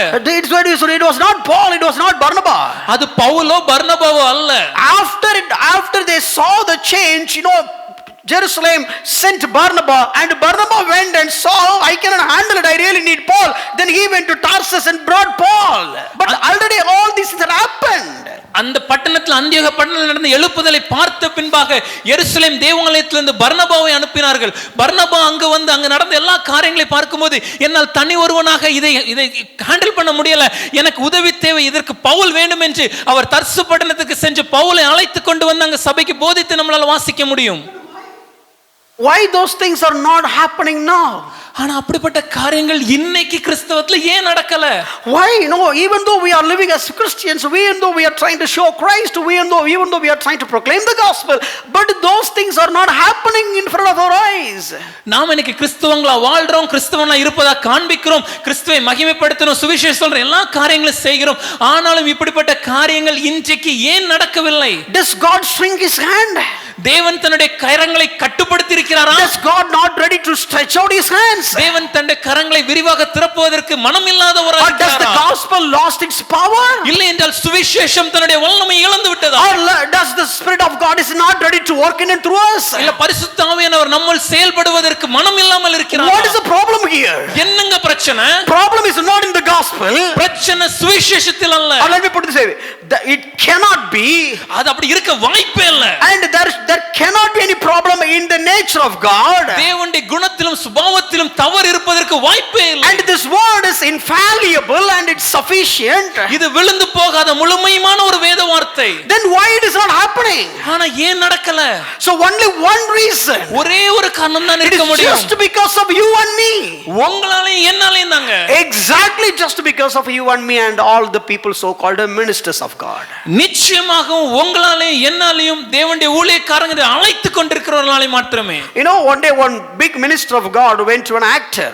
ஒரு முறை ஒரு மிகவும் பிரபலமான ஒரு தேவனுடைய ஊழியர் ஒரு பிரபலமான ஒரு நடிகரிடத்துல The சென்றிருந்தார். actor name is William Charles Macready. அந்த நடிகருடைய பேர் William Charles Macready. So he was a stage performer. அவர் நாடகத்தில் மேடை நாடகங்கள் நடிப்பவர். And in fact, you know, in fact, he was the guy who made lot of changes when it comes to acting and the production techniques. நடிப்பதிலும் நடிப்பு போன்ற காரியங்களை வெளியே கொண்டு வருகிற ப்ரொடக்ஷன் என்ற காரியங்களும் அதிக புதுமையான காரியங்களை கையாண்டவர் இவர். In 19th century. 19வது நூற்றாண்டில். So 19th century was a very important century when it comes to Christianity. Please don't forget. 19வது நூற்றாண்டு என்பது கிறிஸ்தவ உலகத்தில் மிக முக்கியமான ஒரு நூற்றாண்டு என்பதை நாம் மறந்து விடக் கூடாது. Not in a positive way. ஒரு நல்ல விதத்துல அல்லங்க. How many of you remember that whatever we have taught what happened in 19th century, 1903 and 1904?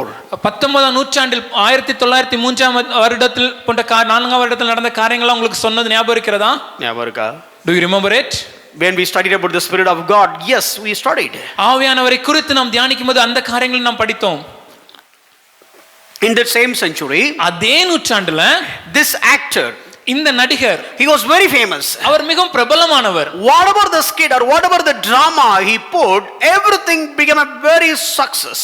எப்படிப்பட்ட நாடகத்தை எப்படிப்பட்ட ஒரு கதையை அவர் கையாண்டாலும் நடித்தாலும் அது மிகவும் பிரபலமான ஒரு காரியமாக மாறியது. And when preacher came and asked him, ஒரு பிரசங்கியார் அவரிடத்துல வந்து கேட்டார், I wish you would explain me something.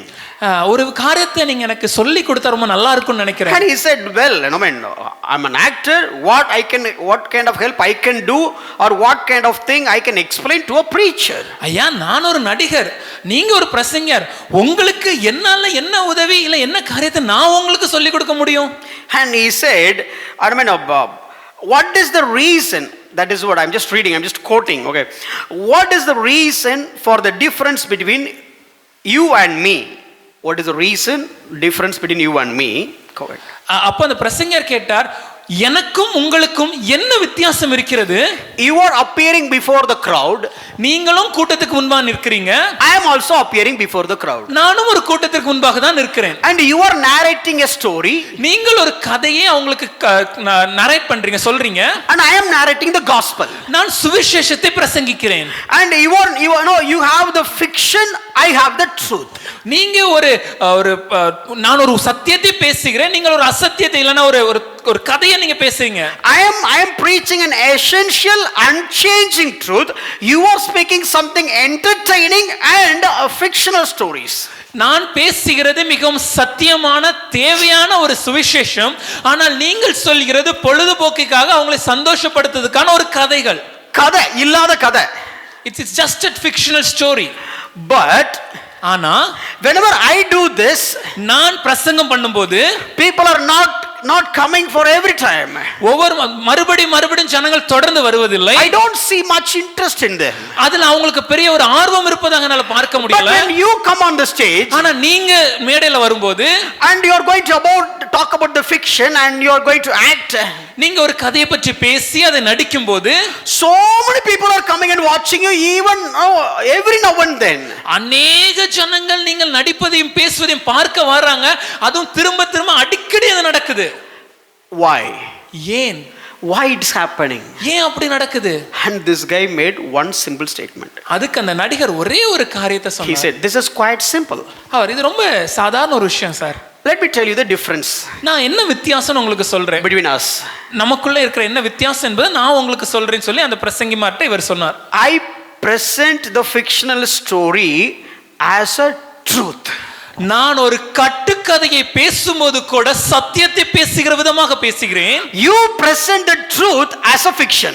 ஆனா நீங்க சத்தியத்தை சொன்னாலும் அது ஒரு கட்டுக்கதை, ஒரு கதை மாதிரி சொல்றீங்க.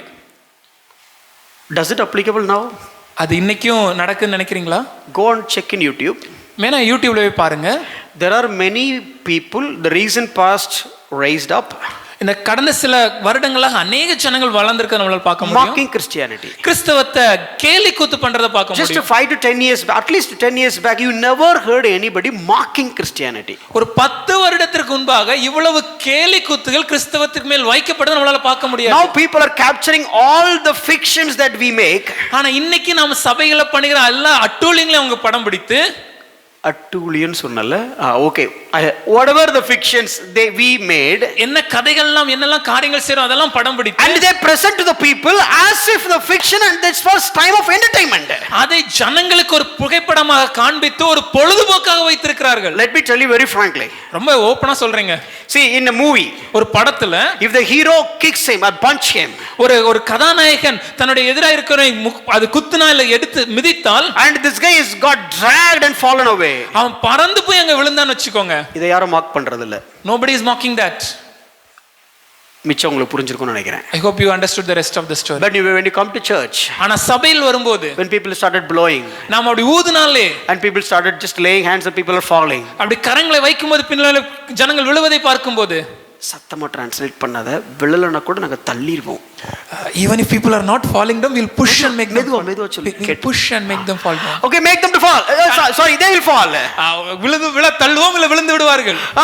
No, these people are taking this and making all the comedy. இப்போ இதையெல்லாம் படம் எடுத்து விட்டு இந்த படங்களை வைத்து விட்டு கிறிஸ்தவத்தை கேலி கூத்து பண்றோம். Shame on us. நம்ம மேல அசிங்கமா இல்லையா? That is what he has told just 100 years back. இததான் 100 வருடங்களுக்கு முன்பாக இந்த நடிகரும் சொன்னார்.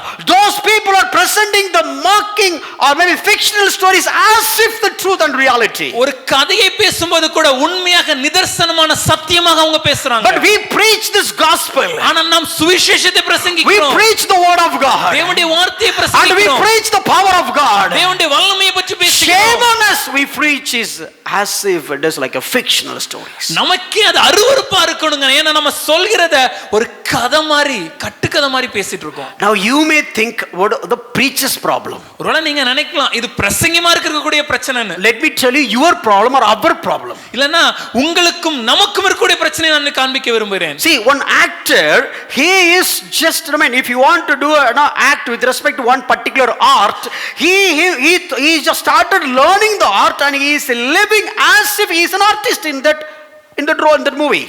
ஒரு நடிகனை உதாரணத்துக்கு எடுத்துக்கொள்வோம். அந்த நடிகர் ஒரு திரைப்படத்துல ஒரு விதமான புது கலையை அவர் தன்னுடைய நடிப்புல காண்பிக்க வேண்டும் என்றால் அதை அவர் பயிற்சி பெற்று கற்றுக்கொண்டு அதன்படியாக அவர் வாழ்ந்து அந்த படத்துல நடிக்கிறார். So when you look at him, இப்ப அவரை பார்க்கும்போது you are not feeling in such a way that he is acting. அவர் தான் நடிக்கிற மாதிரி நமக்கு தோணல. You feel in such a way that he is really, he knew all these things. உண்மையாவே அவர் இதெல்லாம் தெரிந்த ஒரு வாழ்கிறவர்கள் நாம் நினைக்கிறோம். But all are fiction. ஆனா அது எல்லாமே பொய். All are just entertainment, nothing reality. அது எல்லாம் பொழுதுபோக்குக்காக காணப்படுகிற ஒரு பொய்யான காரியம். Now came to the neighbor. அப்படியே உங்க பக்கத்து வீட்டுக்காரங்களை பாருங்க. Your colleague. உங்களுடைய கூட வேலை செய்றவரை பாருங்க. The way they are working. அவங்க எப்படி வேலை செய்றாங்க. They are putting plan for the future. தங்களுடைய எதிர்காலத்திற்கு திட்டமிடுதலை பாருங்க.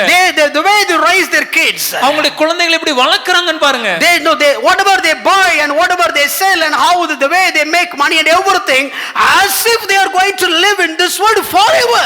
அவங்க இந்த உலகத்துல வாங்குற காரியங்களா இருக்கட்டும், விக்கிற காரியங்களா இருக்கட்டும், போடுகிற திட்டங்களா இருக்கட்டும் பற்றி எல்லா காரியங்களையும் பார்க்கும்போது ஏதோ இந்த உலகத்திலேயே நித்தியமா அவங்க வாழ்வதை போல அவங்க முயற்சி செஞ்சிருக்காங்க. We'll never know whether he will live tomorrow or not. ஆனா நாளைக்கு அவர்கள் ஜீவனோடு இருப்பார்களா இல்லையானே நமக்கு தெரியாது. Nobody can give the guarantee that I will be living tomorrow.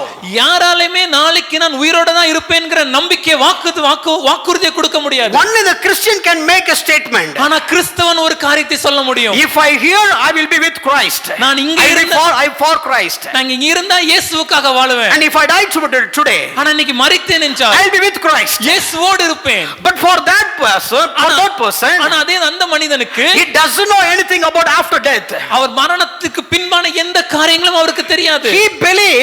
He is doing all these things in such a way that he is going to live here forever. ஆனா அவர் இந்த உலகத்துல முயற்சிக்கிற எடுக்கிற எல்லா காரியங்களும் ஏதோ இந்த உலகத்துல எப்பொழுதுமே வாழ்றது போல அவர் முயற்சி செய்கிறார். But he will never know whether he will be living tomorrow at least. ஆனா நாளைக்கு உயிரோடு இருப்பாரா இல்லையானே அவருக்கு தெரியாது. And he is making all the effort for his well being and well living.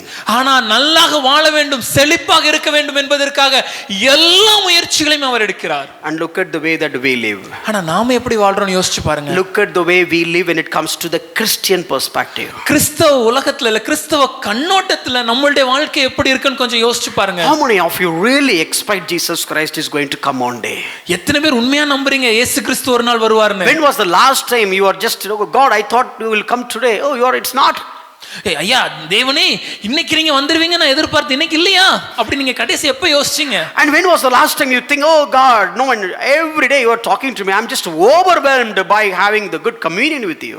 கடைசியா நீங்க எப்ப நினைச்சீங்க தேவனே ஒவ்வொரு நாளும் என்னோட இடைப்படுறீங்க, என்னோட பேசுறீங்க, என்னிடத்துல அது நிரம்பி வழிகிறது?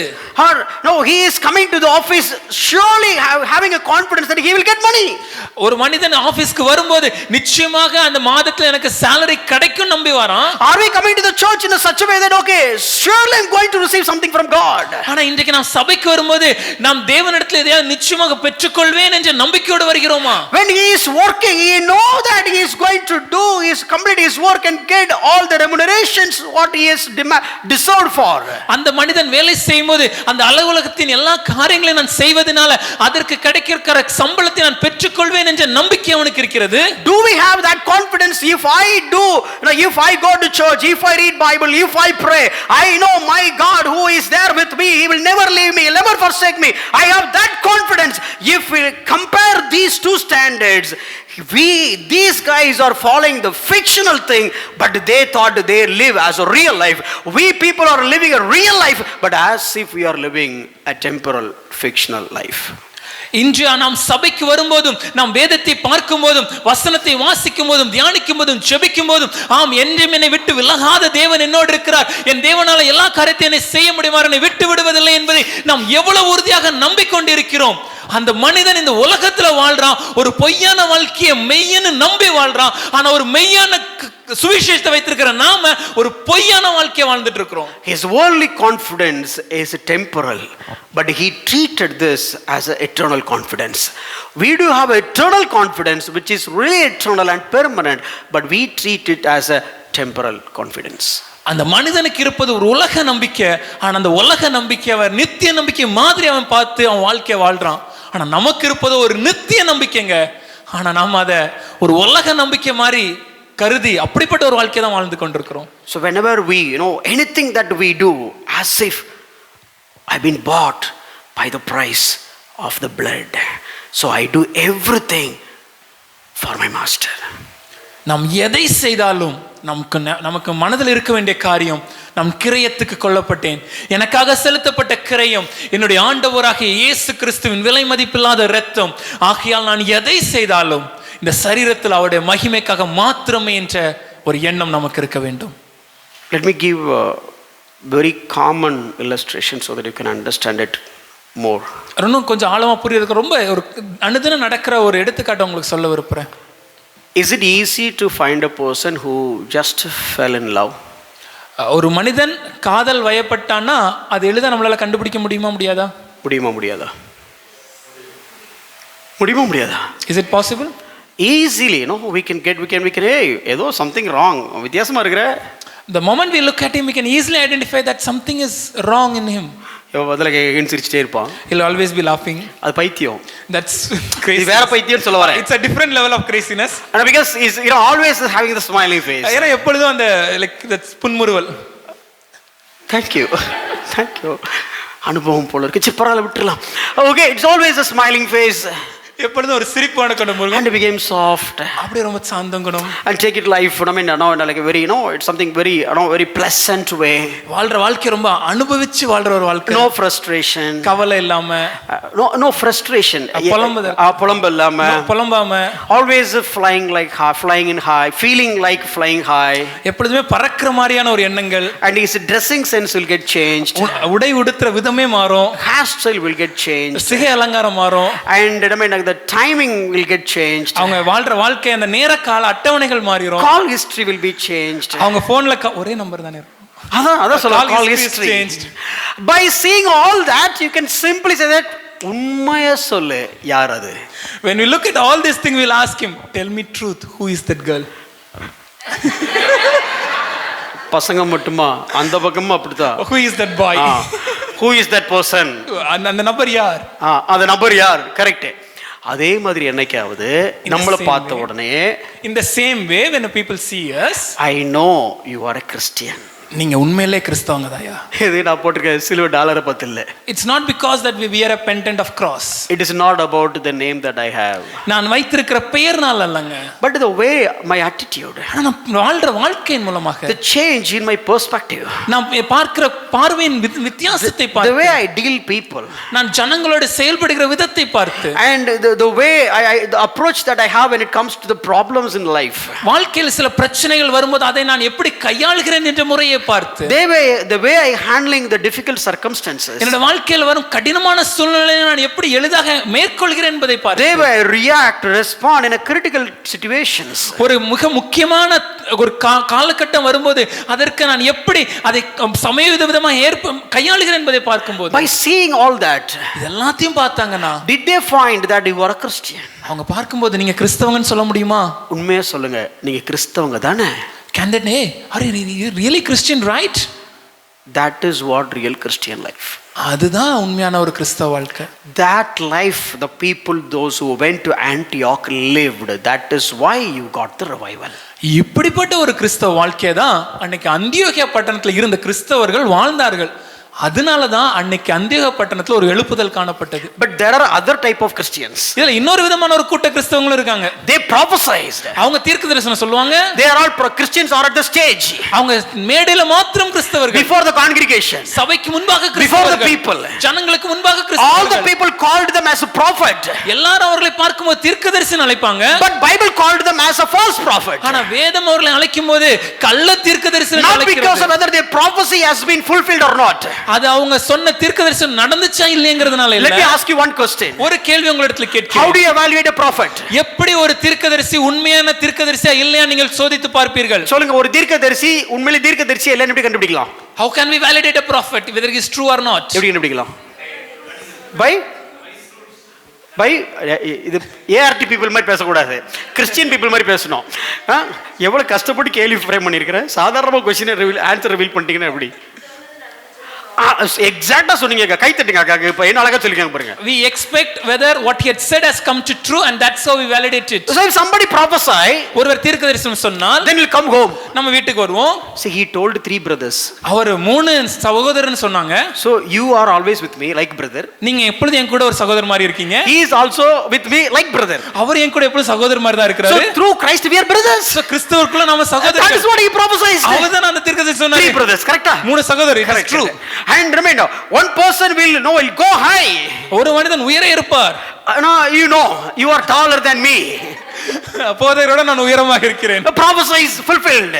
தீர்க்கதரிசனம் உண்மையாயிடுச்சு. And now whatever he says, let's believe. இப்போ அவர் என்ன சொன்னாலும் நான் நம்பிரலாம். So basic our understanding is, நம்மளுடைய அடிப்படையான எண்ணம் என்னன்னா, number 1, first, if you are a critic, நீங்க ஒரு அது சுட்டி காட்டுபவரா இருந்தீங்கன்னா, or if you are a skeptic, இல்லனா அதில் குற்றம் கண்டுபிடிக்க முயல்பவராக இருந்தீங்கன்னா, you will believe him only whatever he said had happened exactly. அவர் சொன்ன காரியம் சொன்ன பிரகாரமாக அப்படியே நடந்தது என்றால் நீங்க நம்புவீர்கள். This is a perfect person, the skeptic or critic. இது ஒரு தவறை கண்டுபிடித்து அதில் சரியா கண்டுபிடிக்க முயற்சிக்கிற ஒரு மனிதர். Yes, he said 4 points. 4 காரியங்களை சொன்னார். And all the 4 points have been fulfilled. அந்த 4 காரியங்களும் நிறைவேறுகிறது. Yes, he is a prophet. அப்படினா அவர் தீர்க்கதரிசிங்க. This is one type of maybe category A. இது ஒரு விதமான ஜனக்கூட்டம் வெச்சுப்போம். Another category. இன்னொரு விதமான ஜனக்கூட்டம். First they believe him that he is a prophet. முதல்ல அவர் தீர்க்கதரிசி நம்பிடுவோம். Then we'll map the prophecy. அதுக்கு அப்புறம் சொன்ன தீர்க்கதரிசனம் சரியா இருக்கிற மாதிரி because we already believed that he is a prophet. ஏனா அவர் தீர்க்கதரிசி நம்ம நம்பிட்டோம். Now you need to do all the homework to make sure that whatever he said is right. இப்போ அவர் சொன்ன காரியங்கள் நிறைவேறுவதற்காகவே நாம சில காரியங்கள் நாம செய்ய வேண்டியதா இருக்கு. Very pious Christians. ரொம்ப நல்ல கிறிஸ்தவங்க. நான் சொன்னது உங்க யாருக்குமே புரியல. But when it comes to Bible, both are wrong. ஆனா வேதத்தின்படி இந்த 2 விதமான ஜனம் கூட்டமே தவறானது. Maybe let me say this, very strong statement, but let me make it clear. இது ரொம்ப கடினமான வார்த்தைகள், ஆனா அது அப்படிதான், உண்மை அதுதான். Even the prophet, ஒரு தீர்க்கதரிசியாக இருந்தாலும் கூட, whatever he said, அவர் சொன்ன எல்லா காரியங்களும் it has been fulfilled. அது நிறைவேறியதனால் கூட, still he could be a false prophet. அவர் ஒரு கள்ள தீர்க்கதரிசியாக இருக்க ஒரு வாய்ப்பு இருக்கிறது. How come? எப்படி? Look at this verse. வேதத்தை பாருங்கள். Let's look at Peter. பேதுரு எழுதின நிருபம் 2 Peter chapter 2 verse 1. 2 பேதுரு இரண்டாம் அதிகாரம் முதல் வசனம். A false prophet. கள்ள தீர்க்கதரிசிகள் சொல்லிருக்கு. He is talking about a prophet. இங்க ஒரு தீர்க்கதரிசியை பற்றி பேசுகிறார். And this prophet, இந்த தீர்க்கதரிசி, Peter has not called him as a false prophet because whatever he said was not being fulfilled. பேதுரு இந்த தீர்க்கதரிசியை கள்ள தீர்க்கதரிசின்னு ஏன் சொல்றாருன்னா அவர் சொன்ன எல்லா காரியங்களும் நடக்கல, அதனால அவர் கள்ள தீர்க்கதரிசின்னு சொல்லல sir. Perfect. But why did he say that? ஆனா அவர் ஏன் சொன்னார்னா, why did he call them as a false prophet? ஏன் இவர்களை கள்ள தீர்க்கதரிசி என்று அழைத்தார் என்றால், because they have not treated Lord as their Lord. ஏனென்றால் கர்த்தரை அவர்கள் கர்த்தராக ஆண்டவராக அவர்கள் வைக்கவில்லை என்பதாலேயே. Look at this, false prophets and false teachers. கள்ள தீர்க்கதரிசிகளும் கள்ள போதகர்களும். He is not a false teacher because he preached some wrong doctrine. அவர் ஏதோ தவறான உபதேசத்தை சொன்னனால அவன் கள்ள போதகர் அல்ல. Of course, whenever your prophecy is not right, then you are a false prophet, no doubt about it. ஒன்னு நிச்சயங்க, சொன்ன காரியம் நடக்கலனா அது நிச்சயமா கள்ள தீர்க்கதரிசி தான். And you are a false teacher if whatever your teachings are not aligned with the written infallible word of God, then you are a false teacher, no doubt about it. ஒரு மனிதர் பிரசங்கிக்கிற போதனைகள் எழுதி கொடுக்கப்பட்ட இந்த என்றாலும் விழுந்து போகாத முழுமையான வேதத்திற்கு ஒத்து இல்லை என்றால் நிச்சயமாகவே அவர் ஒரு கள்ள போதகர் தான். But here Peter is talking about another case. ஆனால் பேதுரு இங்க வேறொரு காரியத்தை பற்றி பேசுகிறார். whatever he prophesies is fulfilled. அவர் தீர்க்கதரிசனம் சொன்ன எல்லா தீர்க்கதரிசிகளும் நிறைவேறிவிட்டது. And whatever he taught is aligned with the word of God. அவன் அந்த போதகர் பேசின எல்லா காரியங்களும் வேதத்தோடு ஒத்துப்போகுது. kind of ஒத்துப்போற மாதிரி தோணுது. But ஆனா if this teacher and this prophet not treated the boss, which means the one who purchased them by paid the price of his own precious blood, if they don't treat him as a Lord, then simple, both of them are false. இந்த தீர்க்கதரிசியும் இந்த போதகரும் தங்களை கிரயத்திற்கு கொல்லப்பட்ட தங்கள் கிரயத்திற்கு தங்களை வாங்கின இயேசு கிறிஸ்துவை தங்களை ஆண்டவராக அவங்க வைக்காமல் அவர்களை மறுதலித்தார்கள் என்றால் இந்த தீர்க்கதரிசியும் இந்த போதகரும் கள்ள தீர்க்கதரிசியும் கள்ள போதகரும் தான். Church has to aware about this. சபை இதை குறித்து தெரிஞ்சுக்கணுங்க. No, I need to treat somebody as a prophet, somebody as a teacher, not based on what he is doing in front of the people. ஒரு போதகரையும் ஒரு தீர்க்கதரிசியும் சபைக்கு முன்பாக ஜனங்களுக்கு முன்பாக அவர் செய்கிற காரியத்தை வைத்து நாம் மதிப்பிடக்கூடாது. Why we do have a shepherd, sir? ஏன் நம்ம சபையில ஒரு மேய்ப்பன் கால்களை கழுவுகிறது என்ற காரியத்தை வைத்திருக்கிறோம். Why we want you to come and stay with us? எதற்காக நீங்க எங்களோடு வந்து எங்க வீட்ல தங்கணும்னு ஆசைப்படுறீங்க? You should know about me. ஏன்னா நீங்கள் மேய்ப்பனை அறிந்திருக்க வேண்டும். It is not about the way I preach here. எப்படி பிரசங்கம் பண்றேங்கிறது இல்லங்க. You should not follow me because of what I'm just simply hearing by the way I preached here. நான் பிரசங்கம் பண்ணுகிறதை வைத்துக்கொண்டு மாத்திரம் நீங்கள் அதை பின்பற்ற வேண்டும் என்பது தவறு. You could have been deceived. நீங்கள் விழுந்து போவதற்கான காரியமா கூட இருக்கலாம். By the eloquent speech or by the showing the scripture and just expository way showing the verses and everything, you could have been deceived. அடுக்கடுக்கான வார்த்தை ஜாலங்கள்னால வேதத்தின் வசனங்களை எடுத்து விவரிப்பதனால வசனங்களை விளக்குவதனை பார்க்கும்போது இதெல்லாம் பார்க்கும்போது நீங்கள் இது சரி என்று நினைத்து வஞ்சிக்கப்படலாம். You should know my life. என் வாழ்க்கை உங்களுக்கு தெரியணும். You should come and see how I treat my wife, how I should treat my kids, how am I living in my personal life. That is the evidence of seeing whether Jesus is Lord or something else is Lord in my life. நீங்கள் எங்களை பார்க்கும்போது என் வீட்ல வந்து நான் எப்படி வாழ்கிறேன், என்னுடைய மனைவி என்னுடைய குழந்தைகள் மத்தியில் என் வாழ்க்கை எப்படி இருக்கிறது, கிறிஸ்துவை நான் எப்படி என் வாழ்க்கையில வைத்திருக்கிறேன், அவர் என்னுடைய ஆண்டவராய் இருக்கிறாரா இல்லையா என்பதை நீங்கள் பார்க்கும்போதுதான் உண்மையாகவே நான் யார் என்பதை நீங்கள் அறிந்து கொள்வீர்கள். It is not about the way we preach or it is not about the way we prophesy. நாம் எப்படி பிரசங்கிக்கிறோம் இல்ல எப்படி தீர்க்கதரிசனம் சொல்றோம் இது இல்லங்க வாழ்க்கை. Of course all these things are important. இதெல்லாம் முக்கியம்தான். But these are all not the key factors to determine the integrity. ஆனால் ஒரு மனிதனின் உண்மை தன்மை நம்பக தன்மையை நிரூபிப்பதற்கான காரியங்கள் அதுவல்ல. But look at the Christian world today. ஆனா இன்னைக்கு இருக்க கிறிஸ்தவ உலகத்தை பாருங்க. We simply go behind the celebrity preachers. பிரபலமான பிரசங்கியார் யாரா இருந்தாலும் அவங்க பின்னாடி செல்றோம். You will never go and talk to them. அவங்க கிட்ட போய் நம்ம பேச மாட்டோம். Can anyone go and stay with the celebrity preachers? No, in his celebrity maybe. Can can anybody go and stay with the celebrity preachers along with him in his bedroom? ஒருவேளை யாராவது உங்களால ஒரு பிரபலமான போதகருடைய வீட்டில் சென்று அவர்களோடு அவருடைய அறையில தங்கி இருக்க முடியுமா? If somebody can do that, he will also a celebrity preacher, then only he can make it. அப்படி ஒருவேளை ஒருத்தரால தங்க முடியும்னா அவர் ஒரு பிரபலமான போதகராக இருந்தால் மாத்திரமே அது இன்று சாத்தியம். Guys, I am not criticizing anyone. இங்க யாரையும் நாங்கள் தவறு என்று சுட்டிக்காட்ட விரும்பவில்லை. But I want you to come out of that mentality, the wrong mentality that has been spread and taught for 100 years. ஆனா இன்று கிறிஸ்தவ உலகத்துல 100 வருடங்களாக காணப்படுற இந்த தவறான போதனைகளை குறித்த ஒரு கண்ணோட்டத்தை விட்டு நம்ம கண்டிப்பா வெளியே வந்துதான் ஆக வேண்டும். They lead themselves distractions and lead their followers also to distraction.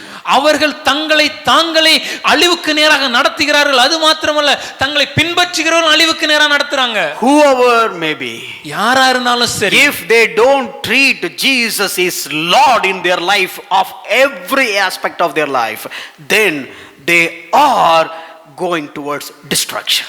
ஒரு மனிதன் தங்களுடைய வாழ்க்கையில ஒவ்வொரு பகுதிகளிலும் இயேசுவை ஆண்டவராக வைத்து தங்களுடைய வாழ்க்கையை வாழவில்லை என்றால் அவர் நிச்சயமாக அழிவுக்கு நேராக தான் சென்று கொண்டிருக்கிறார்கள். Look at bringing upon themselves not just distraction but swift distraction. இந்த வசனத்தை பாருங்களேன், சொல்கிறது தங்களுக்கு அழிவை வருவித்துக் கொள்வார்னு வேதம் சொல்லலங்க, தங்களுக்கு தீவிரமான அழிவை வருவித்துக் கொள்கிறார்கள். Why are we teaching this? Why are we just keep on iterating this particular truth? This is the reason. ஏன் இந்த காரியத்தை மறுபடி ஆழமாக திரும்ப சொல்லிக் கொண்டிருக்கிறோம்னா இதுதான் காரணம். You may be born in a Christian family. நீங்கள் கிறிஸ்தவ குடும்பத்தில் பிறந்திருக்கலாம். You may live a diligent Christian life. ஒரு உண்மையான கிறிஸ்தவ வாழ்க்கையை நீங்கள் வாழ்ந்து கொண்டிருக்கலாம். But if you don't know this truth, ஆனா இந்த சத்தியம் உங்களுக்கு தெரியவில்லை என்றால், knowingly or unknowingly you are going towards destruction. தெரிந்தோ தெரியாமலோ அழிவுக்கான பாதையில நாம் சென்று கொண்டிருக்கிறோம். Even you may be raised as a teacher. ஒருவேளை நாம் ஒரு போதகராக கூட இருக்கலாம். You may be raised as a prophet. ஒரு தீர்க்கதரிசியாக கூட இருக்கலாம். But still if you miss to treat Jesus as the Lord, let me tell you with a heavy heart, we are going towards destruction and in a swiftly manner. மிகவும் கடினமான பாரமான கனத்த இருதயத்தோடு நான் சொல்கிறேன், ஒருவேளை நீங்கள் இந்த இயேசுவை உங்களுடைய வாழ்க்கையில் ஆண்டவராக வைக்கவில்லை என்றால் மிகவும் தீவிரமாக அழிவை நோக்கி சென்று கொண்டிருக்கிறீர்கள். Judas was with Jesus Christ. யூதாஸ் காரியோத் இயேசுவோடு இருந்தாங்க. Jesus was the master for all the disciples. இயேசு கிறிஸ்து தான் எல்லா சீடர்களுக்கும் தலைவர். All the disciples called Jesus as Lord. எல்லா சீடர்களும் இயேசுவை ஆண்டவர்னு அழைத்தாங்க. But look at what happened to Judas. ஆனா யூதாஸ்க்கு என்ன ஆனது? He forgot he is the master and I am the slave. அவன் மறந்துட்டாங்க, அவர்தான் ஆண்டவர், நான் அவருக்கு அடிமைங்கிறத அவன் மறந்துட்டான். But he wanted to become a master. அவன் ஒரு ஆண்டவராக மாற வேண்டும் என்று Why? ஏன்? He sold Jesus Christ for 30 pieces of the silver. 30 வெள்ளிக்காசுக்காக இயேசுவை விற்று போட்டான். Only the master can sold the slave. ஒரு எஜமான் தான் அடிமையை விற்க முடியும். But here a slave sold the master for 30 pieces of silver. ஆனா இங்க ஒரு அடிமை எஜமான 30 வெள்ளிக்காசுக்காக You know the rest of the story. மீதி கதை உங்களுக்கு நன்றாக தெரியும். He swiftly got the destruction. தீவிரமாக அழிவை வருவித்து But he was belonged to Jesus. ஆனா இயேசுவோடு தான் இருந்தான். He was with Jesus. இயேசு கூட இருந்தான். He learned from Jesus. இயேசுவிடம் கற்றுக்கொண்டான். He has done ministry for Jesus. இயேசுவுக்காக ஊழியம் செய்தான். And he was a treasurer in the organization of Jesus. இயேசுவோட அந்த ஸ்தாபனத்தின் பொருளாளராக இருந்தான். And Jesus was asking money in just in a hypothetical situation. Even Jesus, he should look at Judas for any purchase. இன்னும் சொல்லப்போனா புரிவதற்காக சொல்கிறோம், இயேசு ஏதாவது காரியங்களை வாங்கணும்னாலும் அந்த பண பரிவர்த்தனைக்கு யூதாசிடம் தான் பெற்றுக் கொண்டிருக்கணும். This guy was doing ministry. இவன் ஊழியமும் செய்கிறான். He went and taught the kingdom of God. அங்க எல்லாம் சென்று தேவனுடைய ராஜ்யத்தை குறித்து பிரசங்கிக்கிறான். And he went and done miracles. சென்று அற்புதங்களை செய்திருக்கிறார். And even Jesus himself cherished about their ministry. அவருடைய ஊழியங்களை பார்க்கும்போது இயேசுவே ஆச்சரியப்பட்டதை நாம் பார்க்கிறோம். Jesus himself cherished. இயேசுவே சந்தோஷப்பட்டார். For all the disciples when they came back. எல்லா சீடர்களும் அற்புதங்களை செய்து முடித்து திரும்பி வந்தபோது, But among that disciples Judas was also there. ஆனா அந்த சீடர்கள் கூட்டத்துல தாங்க யூதாஸ் காரியத்தும் இருந்தான். All were accepted Jesus Christ as Lord except one. That one was Judas Iscariot. அந்த எல்லா சீடர்களும் இயேசுவை தங்களுடைய ஆண்டவராக ஏற்றுக்கொண்டார்கள், ஒருவரை தவிர. Go ahead. அந்த ஒரு மனிதன் தான் யூதாஸ் காரியோத். 12 பேரையும் பார்க்கும் பொழுது என்ன சொல்லிருப்பாங்கன்னா, சீஷர்கள் வராங்கன்னு தான் சொல்லிருப்பாங்க. When all the 12 people came, what would the people would have said? Disciples are coming. இவங்களுக்குள்ள இருக்கிற கோஷ்டி தகராறு அவங்களுக்கு தெரிய வாய்ப்பில்லை. But the people outside will not know the fight that were happening in between the disciples. They would have respected all the 12 people in an equal way. அந்த 12 சீடர்களை பார்க்கும்போது 12 பேரையும் கனத்துடன் தான் நடத்தி இருப்பார்கள். So being a minister of God, if you go somebody's house, ஒருவேளை ஒரு ஊழியக்காரனாக ஒரு வீட்டுக்கு நீங்க செஞ்சீங்கன்னா you will have a lot of very good food. உங்களுக்கு ஒரு நல்ல சாப்பாடு கிடைக்கும். And if you go along with the minister of God, ஒரு ஊழியக்காரர் கூட செஞ்சீங்கன்னா you will also get the very good food. அவருக்கும் நல்ல சாப்பாடு கிடைக்கும். Then imagine அப்ப யோசிச்சு பாருங்க, going with Jesus. இயேசுவோட போறோம். Jesus has so many parties. இயேசுவுக்கு अनेक விருந்துகள் நடந்து வாசிக்கிறோம். பார்ட்டின்னு சொன்னா தப்பா நினைச்சிராதீங்க. Don't take the party word wrong. Even those people pointed Jesus Christ as, oh, this guy having a lot of so many parties. ஏனா அங்க இருந்த பரிசேயர் சொல்லும்போதே இவர் अनेक ஜனங்களோட விருந்தில் இருக்கிறார் என்று சொல்கிறத வாசிக்கிறோம். Just imagine going for Zacchaeus home for lunch. யோசிச்சு பாருங்க, ஒரு உதாரணத்துக்காக சகை வீட்டுக்கு மதிய உணவுக்கு செல்கிறோம். பழையசோறு ஊறுகாய் வச்சிருப்பாங்க. Do you think it's a cold rice and pickle? Chief tax collector, வரி வசூலிப்பவர்களின் தலைவன், commissioner of income tax department, நம்ம ஊர்ல சொல்லனா இன்கம் டாக்ஸ் டிபார்ட்மென்ட்டின் தலைவர். இந்த மாதிரி சாப்பாடு இருந்திருக்கும். How wonderful lunch a feast should be. பேதுருலாம் அன்னைக்கு just imagine, just for your understanding how they would have enjoyed the feast. Judas as well. இங்க தான் யூதாஸ் காரியத்துமே. ஜூதாஸ்க்கு chicken piece வச்சிருப்பாங்க. Maybe for Judas he also got the chicken piece. பேதுருக்கு chicken piece வச்சிருப்பாங்க. Peter also got a chicken piece. ஆனா அன்னைக்கு தெரியாது. But that day we will not know. This guy will betray Jesus. இந்த மனிதன் இயேசுவை மறுதலிப்பான் என்று. And this guy will deny Jesus. இந்த மனிதன் இயேசுவை காட்டி கொடுப்பான் ஆனா என்று. அங்க உட்கார்ந்து Jesus இன்னொரு பிளேட்ல உட்கார்ந்து சாப்பிட்டுட்டு இருந்திருப்பாரு. And in the same time Jesus will be eating in another plate. He would have looked at Judas. இயேசு அப்படி யூதாசை பார்க்கும்போது, சாப்பிடு. Come on, eat. Have it. சாப்பிடுங்க. Peter 3 pieces. பேதுரு 3 லெக் பீஸா? Leg pieces 3 times. Okay, fantastic. 3 முறை மதரிப்பீர்களா? And Judas 1 full tandoori. 1 time 1 betrayal. யூதாஸ் முழு தந்தூரியுமா? ஒரே என்னை காட்டி கொடுப்பார். Never stopped. இயேசு அவர்களை தடுக்கவில்லை. If read John chapter 17 in the high priest prayer, there Jesus told them. நீங்கள் வேதத்தை வாசிக்கும்போது யோவான் 17 அதிகாரத்தில் அந்த பிரதான ஆசாரியன் ஜெபத்துல இயேசு இதை குறித்து அவர்களுக்கு சொல்கிறார். And till that time this guy was one among the disciples and enjoyed all the privileges. அது மட்டும் யூதாஸ் காரியத்தும் ஒரு சீடர்களில் ஒருவராக காணப்பட்டு அங்க அந்த சீடர்களாக இருப்பவர்களுக்கு கிடைக்கிற எல்லா விதமான ஆசீர்வாதங்களையும் அனுபவித்துக் கொண்டிருந்தார். But that particular day, ஆனா அந்த நாள் this slave sold his master. இந்த அடிமை தன்னுடைய எஜமானை விற்று போட்டான். If you don't treat yourself as a slave and he is the master, let me tell you, one day you will come to a dangerous situation where you will sell the master for cheapest price. நீங்க உங்களுடைய வாழ்க்கையில் அவரை ஆண்டவராகவும் அவருக்கு நீங்கள் அடிமையாகவும் வாழவில்லை என்றால் ஒரு நாள் ஒரு கடினமான மோசமான சூழ்நிலை வரும்போது அந்த ஆண்டவரை சொற்ப காசுக்காக நாம விற்று போடுவோம். So we all know this. I mean, Elizabeth எலியட்டை பற்றி நாம் அறிந்திருக்கிறோம். wife of Jim Elliot அவர்களுடைய மனைவி. She made one statement. அவர் சொன்ன ஒரு காரியம், we cannot give our hearts to God and keep our bodies for ourselves. நாம இருதயத்தை மாத்திரம் ஆண்டவர்ட்ட கொடுத்துட்டு சரீரத்தை நம்ம கூட வச்சுக்கலாம் நினைக்காதீங்க. We are all the Christians, give heart to God. நம்ம எல்லாம் கிறிஸ்தவங்க தான், நம்மளுடைய இருதயத்தை ஆண்டவருக்கு கொடுத்துறோம். But rest of the body is for somebody else. ஆனா அந்த சரீரத்தை வேற யாருக்கு கொடுத்துறோம்? For something else. வேற சில காரியங்களுக்கு கொடுத்துறோம். So when I was working in IT firm, நான் ஒரு தகவல் தொழில்நுட்ப துறையில வேலை செய்யும்போது there was a junior who was working, the other team who is sitting next to me. என் பக்கத்துல வேற ஒரு டீம்ல எனக்கு ஜூனியர் ஒருத்தங்க வேலை செய்து கொண்டிருந்தாங்க. He is from other religion. அவர் வேற ஒரு மதத்தை சார்ந்தவர். And he was he fell in love with the girl. அவர் ஒரு பெண்ணுடன் காதல் வயப்பட்டார். And one day he came and told me. ஒரு நாள் அவர் என்னிடத்துல வந்து சொன்னார், boss, அண்ணே, I fell in love with that one girl. நான் அந்த பெண் மேல காதல் கொண்டிருக்கிறேன். And for many years. பல வருஷமா.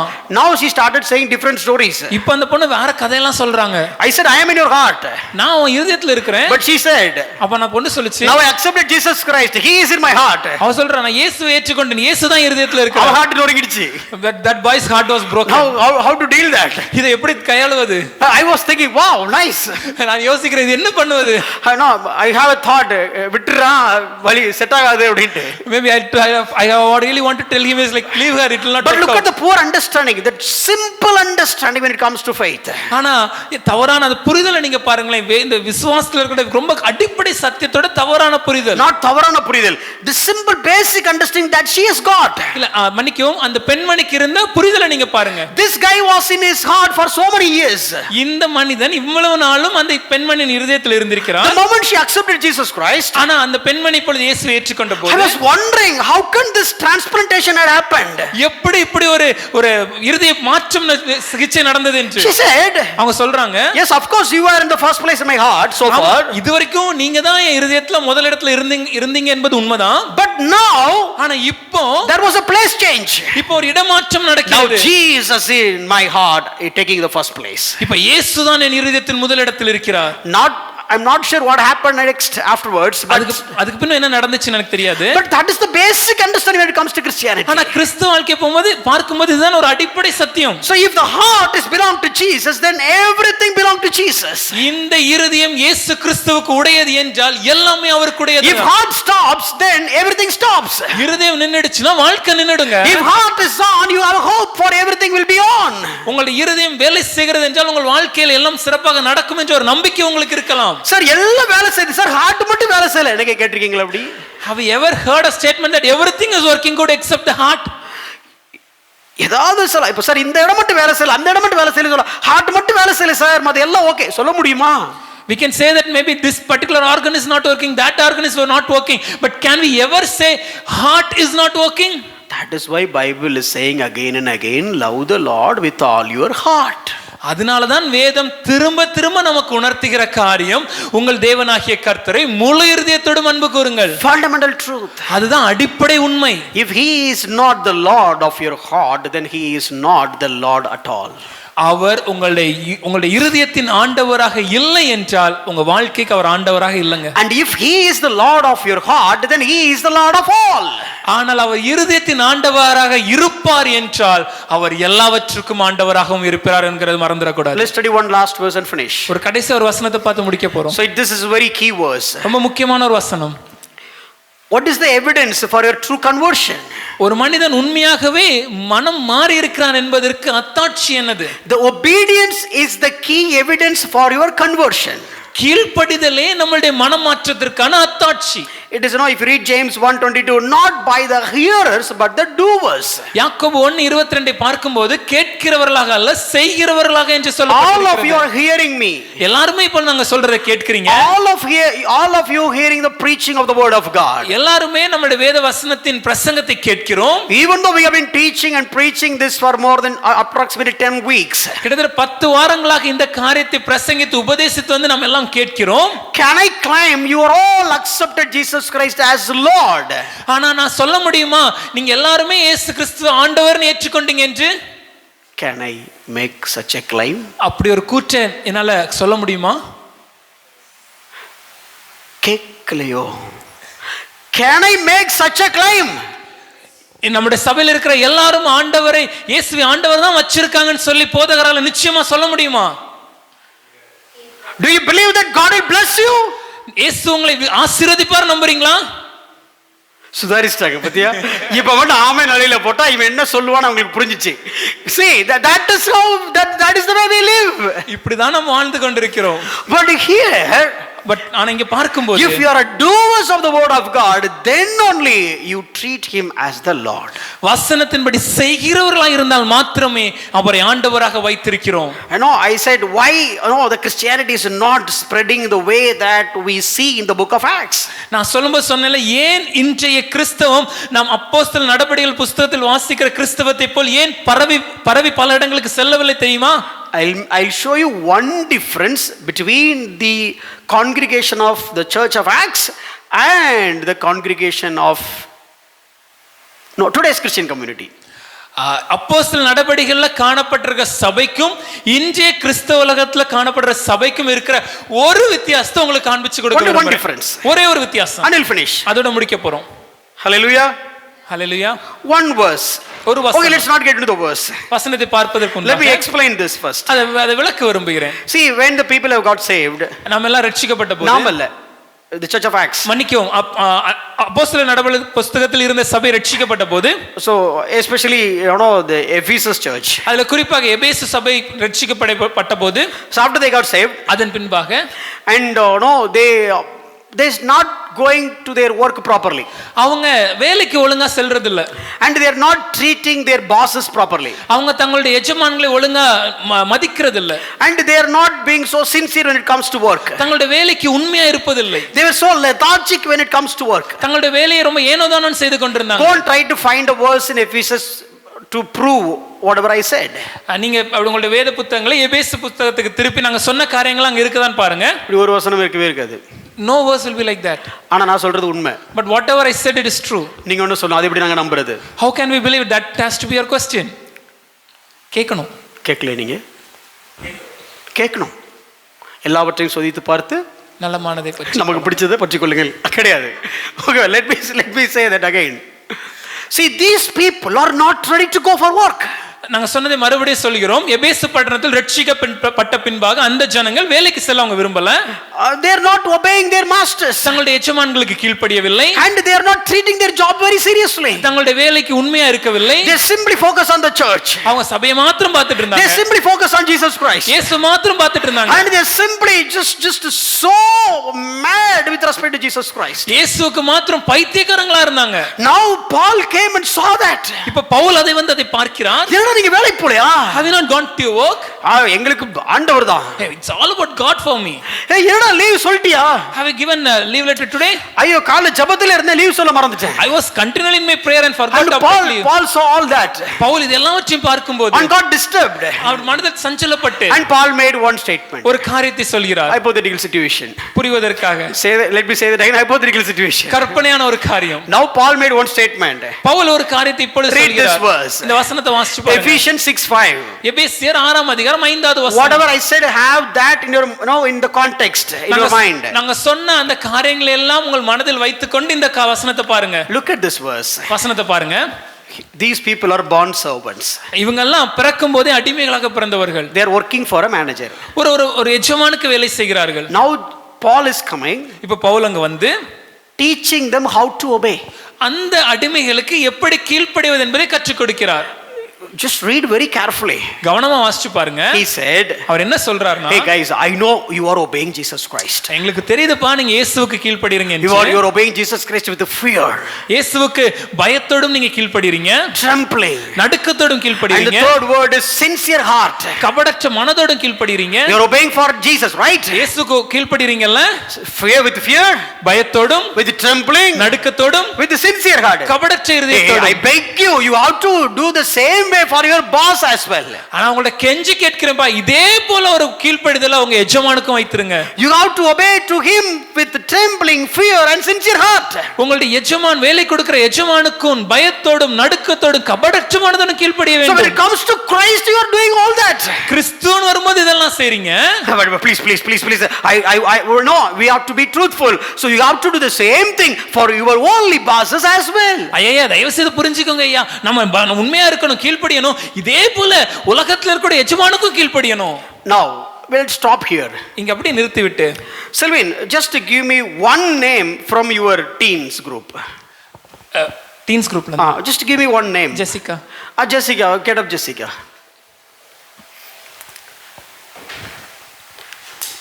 Just be honest.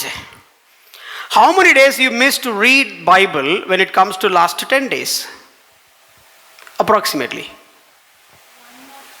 1 or 2. How many days you missed to pray for the past 2 weeks? No. Okay, fine. So 2 days. Enda per sonani feel pandratana எனக்கு தெரியும். 2 days, okay? How many exams you missed in the last 10 months? Now I need to teach Jessica in such a way that, Jessica, as you are working for the college, you need to work for Christ. Inga vandutta pathingala? Translate. Maybe for an example, we took Jessica as an example. We were asking few questions like, have you ever missed in the last 10 days, have you ever missed to read the Bible? Probably 1 or 2 days, a couple of days. Have you ever missed to pray? No. But have you ever missed to attend any exams in your college in the last few days or the last few months? None. So we have come to a point that we need to teach that, hey, how we are working or how we are studying in the college, in the same way you need to study or you need to work or you need to have the reverence for the Lord. That's how cheap how we have become. Those days Paul preached, ஆனா பவுல் அன்னைக்கு எப்படி சொல்லி கொடுத்தாருன்னா, hey guys, you are obeying Christ. கிறிஸ்துவுக்கு கீழ்ப்படிறீங்களாப்பா? Hey, come on, please obey to your bosses as well. இதே போல தான் நீங்க தயவு செய்து உங்களுடைய எஜமானுக்கும் கீழ்ப்படிய வேண்டும் என்று. Now today Christianity, ஆனா இன்னைக்குள்ள கிறிஸ்தவத்துல we look at the world, அவங்க உலகத்தை பார்க்கும்போது I'm telling them, உலகத்துல சொல்றாங்க, how sincere you are obeying for your school teacher. உங்களுடைய பள்ளிக்கூட ஆசிரியருக்கு எவ்வளவு உண்மையா நீங்க கீழ்ப்படிறீங்க. Please obey in the same way for Jesus Christ. அதே போல உண்மையா கிறிஸ்துவுக்கு கீழ்ப்படியுங்க. You can sit. கீழ உட்கார்ந்துக்கோங்க. Thank you. நன்றி. Evangeline, get up. Evangeline, how many times you missed your homework for the past 2 weeks? 2-3 days, no miss. How many times you missed to obey what Bible says, like having angry or like speaking just for sake of saying, okay, obeying your parent, disobeying your parents and disobeying the word of God according to your conscience. But you did.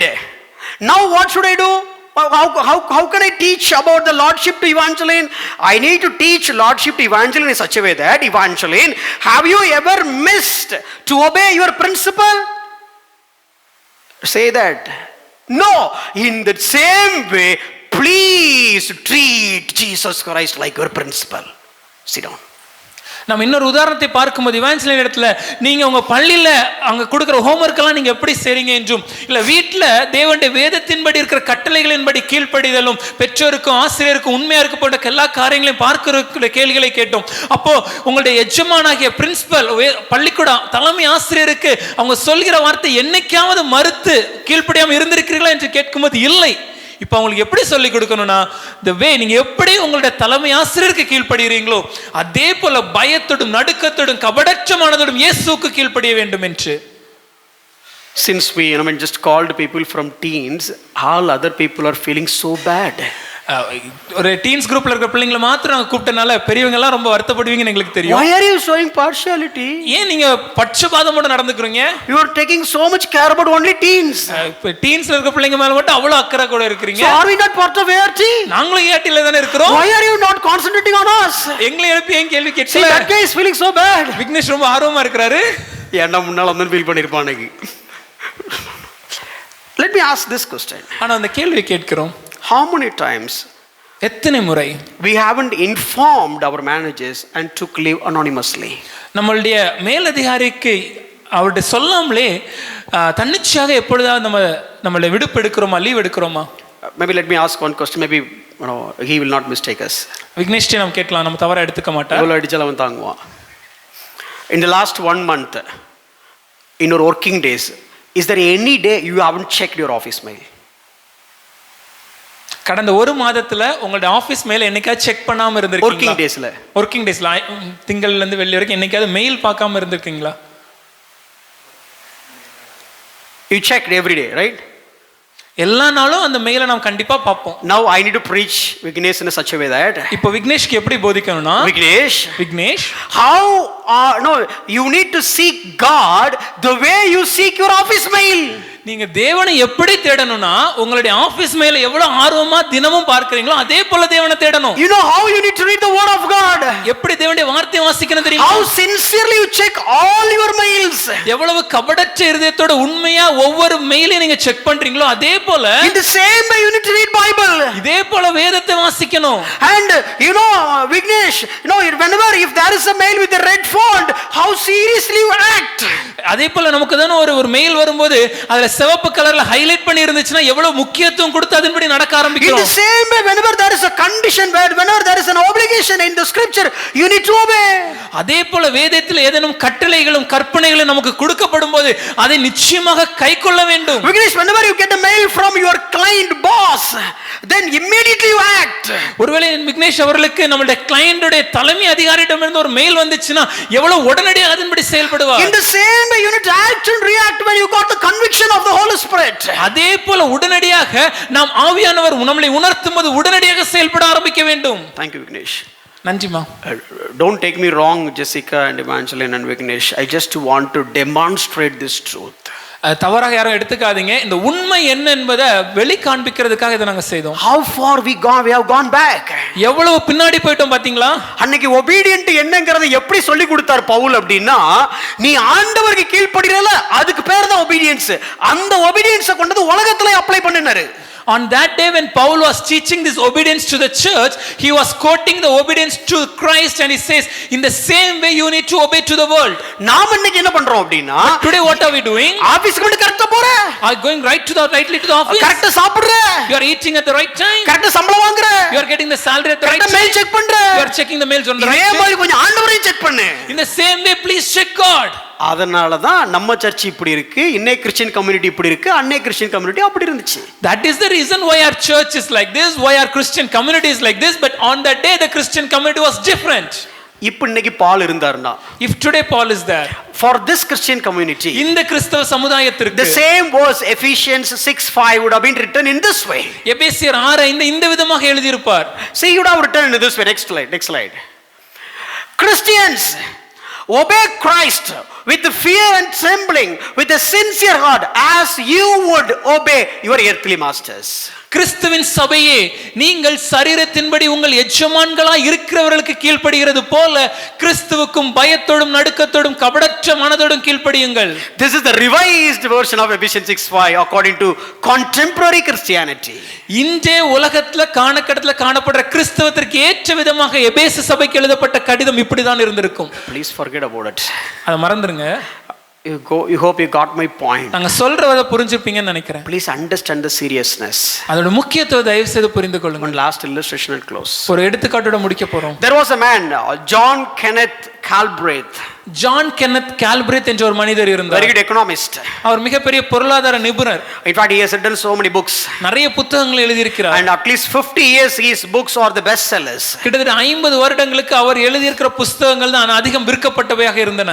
Related to economics. அவர் பொருளாதாரத்தில் அநேக புத்தகங்கள் எழுதினவர். And many people, even he was a Canadian American, and so many people will call him and find out all the financial advices. அவர் ஒரு Canadian அமெரிக்கனாக இருந்தார். அநேக பெரிய ஜனங்கள் அவருக்கு ஃபோன் பண்ணி ஒரு பொருளாதாரத்தின் ஆலோசனைகளை பெற்றுக்கொள்வனர். And he has a secretary.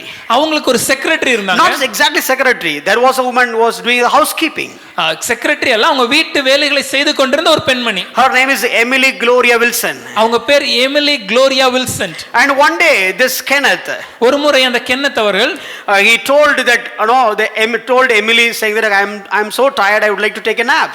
அந்த எமிலி அவர்களை அழைத்து எனக்கு மிகவும் அலுப்பாக இருக்கிறது, சோர்வாக இருக்கிறது, ஆகவே நான் தூங்க போகிறேன். So attend all my phone calls. ஆனா எனக்கு யார் ஃபோன் பண்ணாலும் நீங்களே பேசிடுங்க. Whoever calls, tell them that I'll be back. I'll call them back and tell them that I would like to take some rest because I'm so tired. யார் கால் பண்ணாலும் அவங்களுக்கு நான் திரும்ப கூப்பிடுறேன், இப்பொழுது நான் உறங்கிக் கொண்டிருக்கேன், ஏன்னா எனக்கு ரொம்ப சோர்வா இருக்குன்னு சொல்லிருங்க. And she said okay. அவங்களும் சரின்னு சொல்லிட்டாங்க. And she got a call. அவங்களுக்கு அப்புறம் So he got a call. அப்பொழுது கென்னத் அவர்களுக்கு ஒரு நபர் ஃபோன் செய்தார். She attended. அத அந்த பெண்மணி எடுத்தாங்க. And the other side, மறுபக்கத்தில் இருந்து the person says, அந்த மனிதன் சொன்னார், I am Lyndon Johnson calling from White House. நான் வெள்ளை மாளிகையில் இருந்து லிண்டன் ஜான்சன் ஃபோன் பண்றேன்.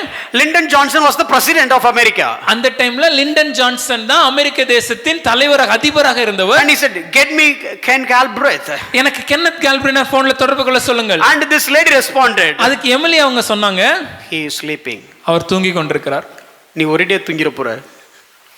சொல்றது புரியும்னு நினைக்கிறேன். பிரசிடென்ட் நான் கால் பண்றேன், அவர் தூங்கிட்டு இருக்காராமா. She said he is sleeping. அந்த பெண்மணி பிரசிடென்ட் அதிபர் ஃபோன் செய்த போது கூட சொன்ன காரியம், அவர் தூங்கி கொண்டிருக்கிறார். She said he is sleeping, Mr. President.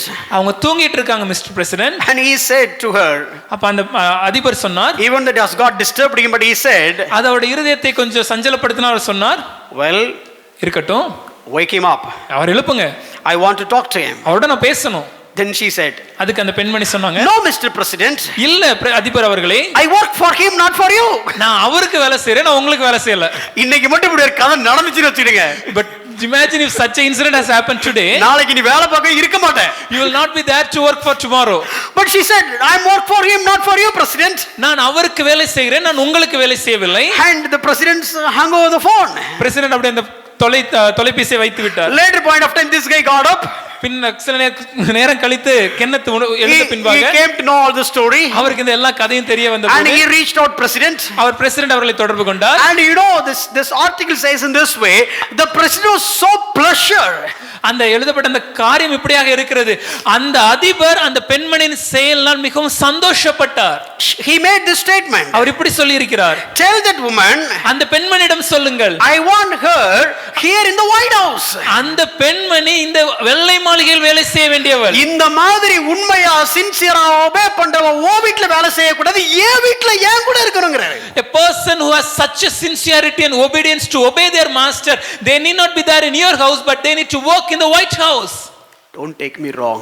தப்பா எடுத்துக்காதீங்க. Today heaven is looking at earth இன்னைக்கு பரலோகம் இந்த உலகத்தை பார்க்கிறது. and looking at all the earthly masters. உலகத்துல இருக்கிற எல்லா எஜமான்களையும் பார்க்கறாங்க. Looking at all the Christian community obeying their earthly masters. எப்படி கிறிஸ்தவ சமுதாயம் தங்களுடைய எஜமான்களுக்கு ஒபே பண்றாங்கன்னு And பார்க்கறாங்க. the heaven is calling earth.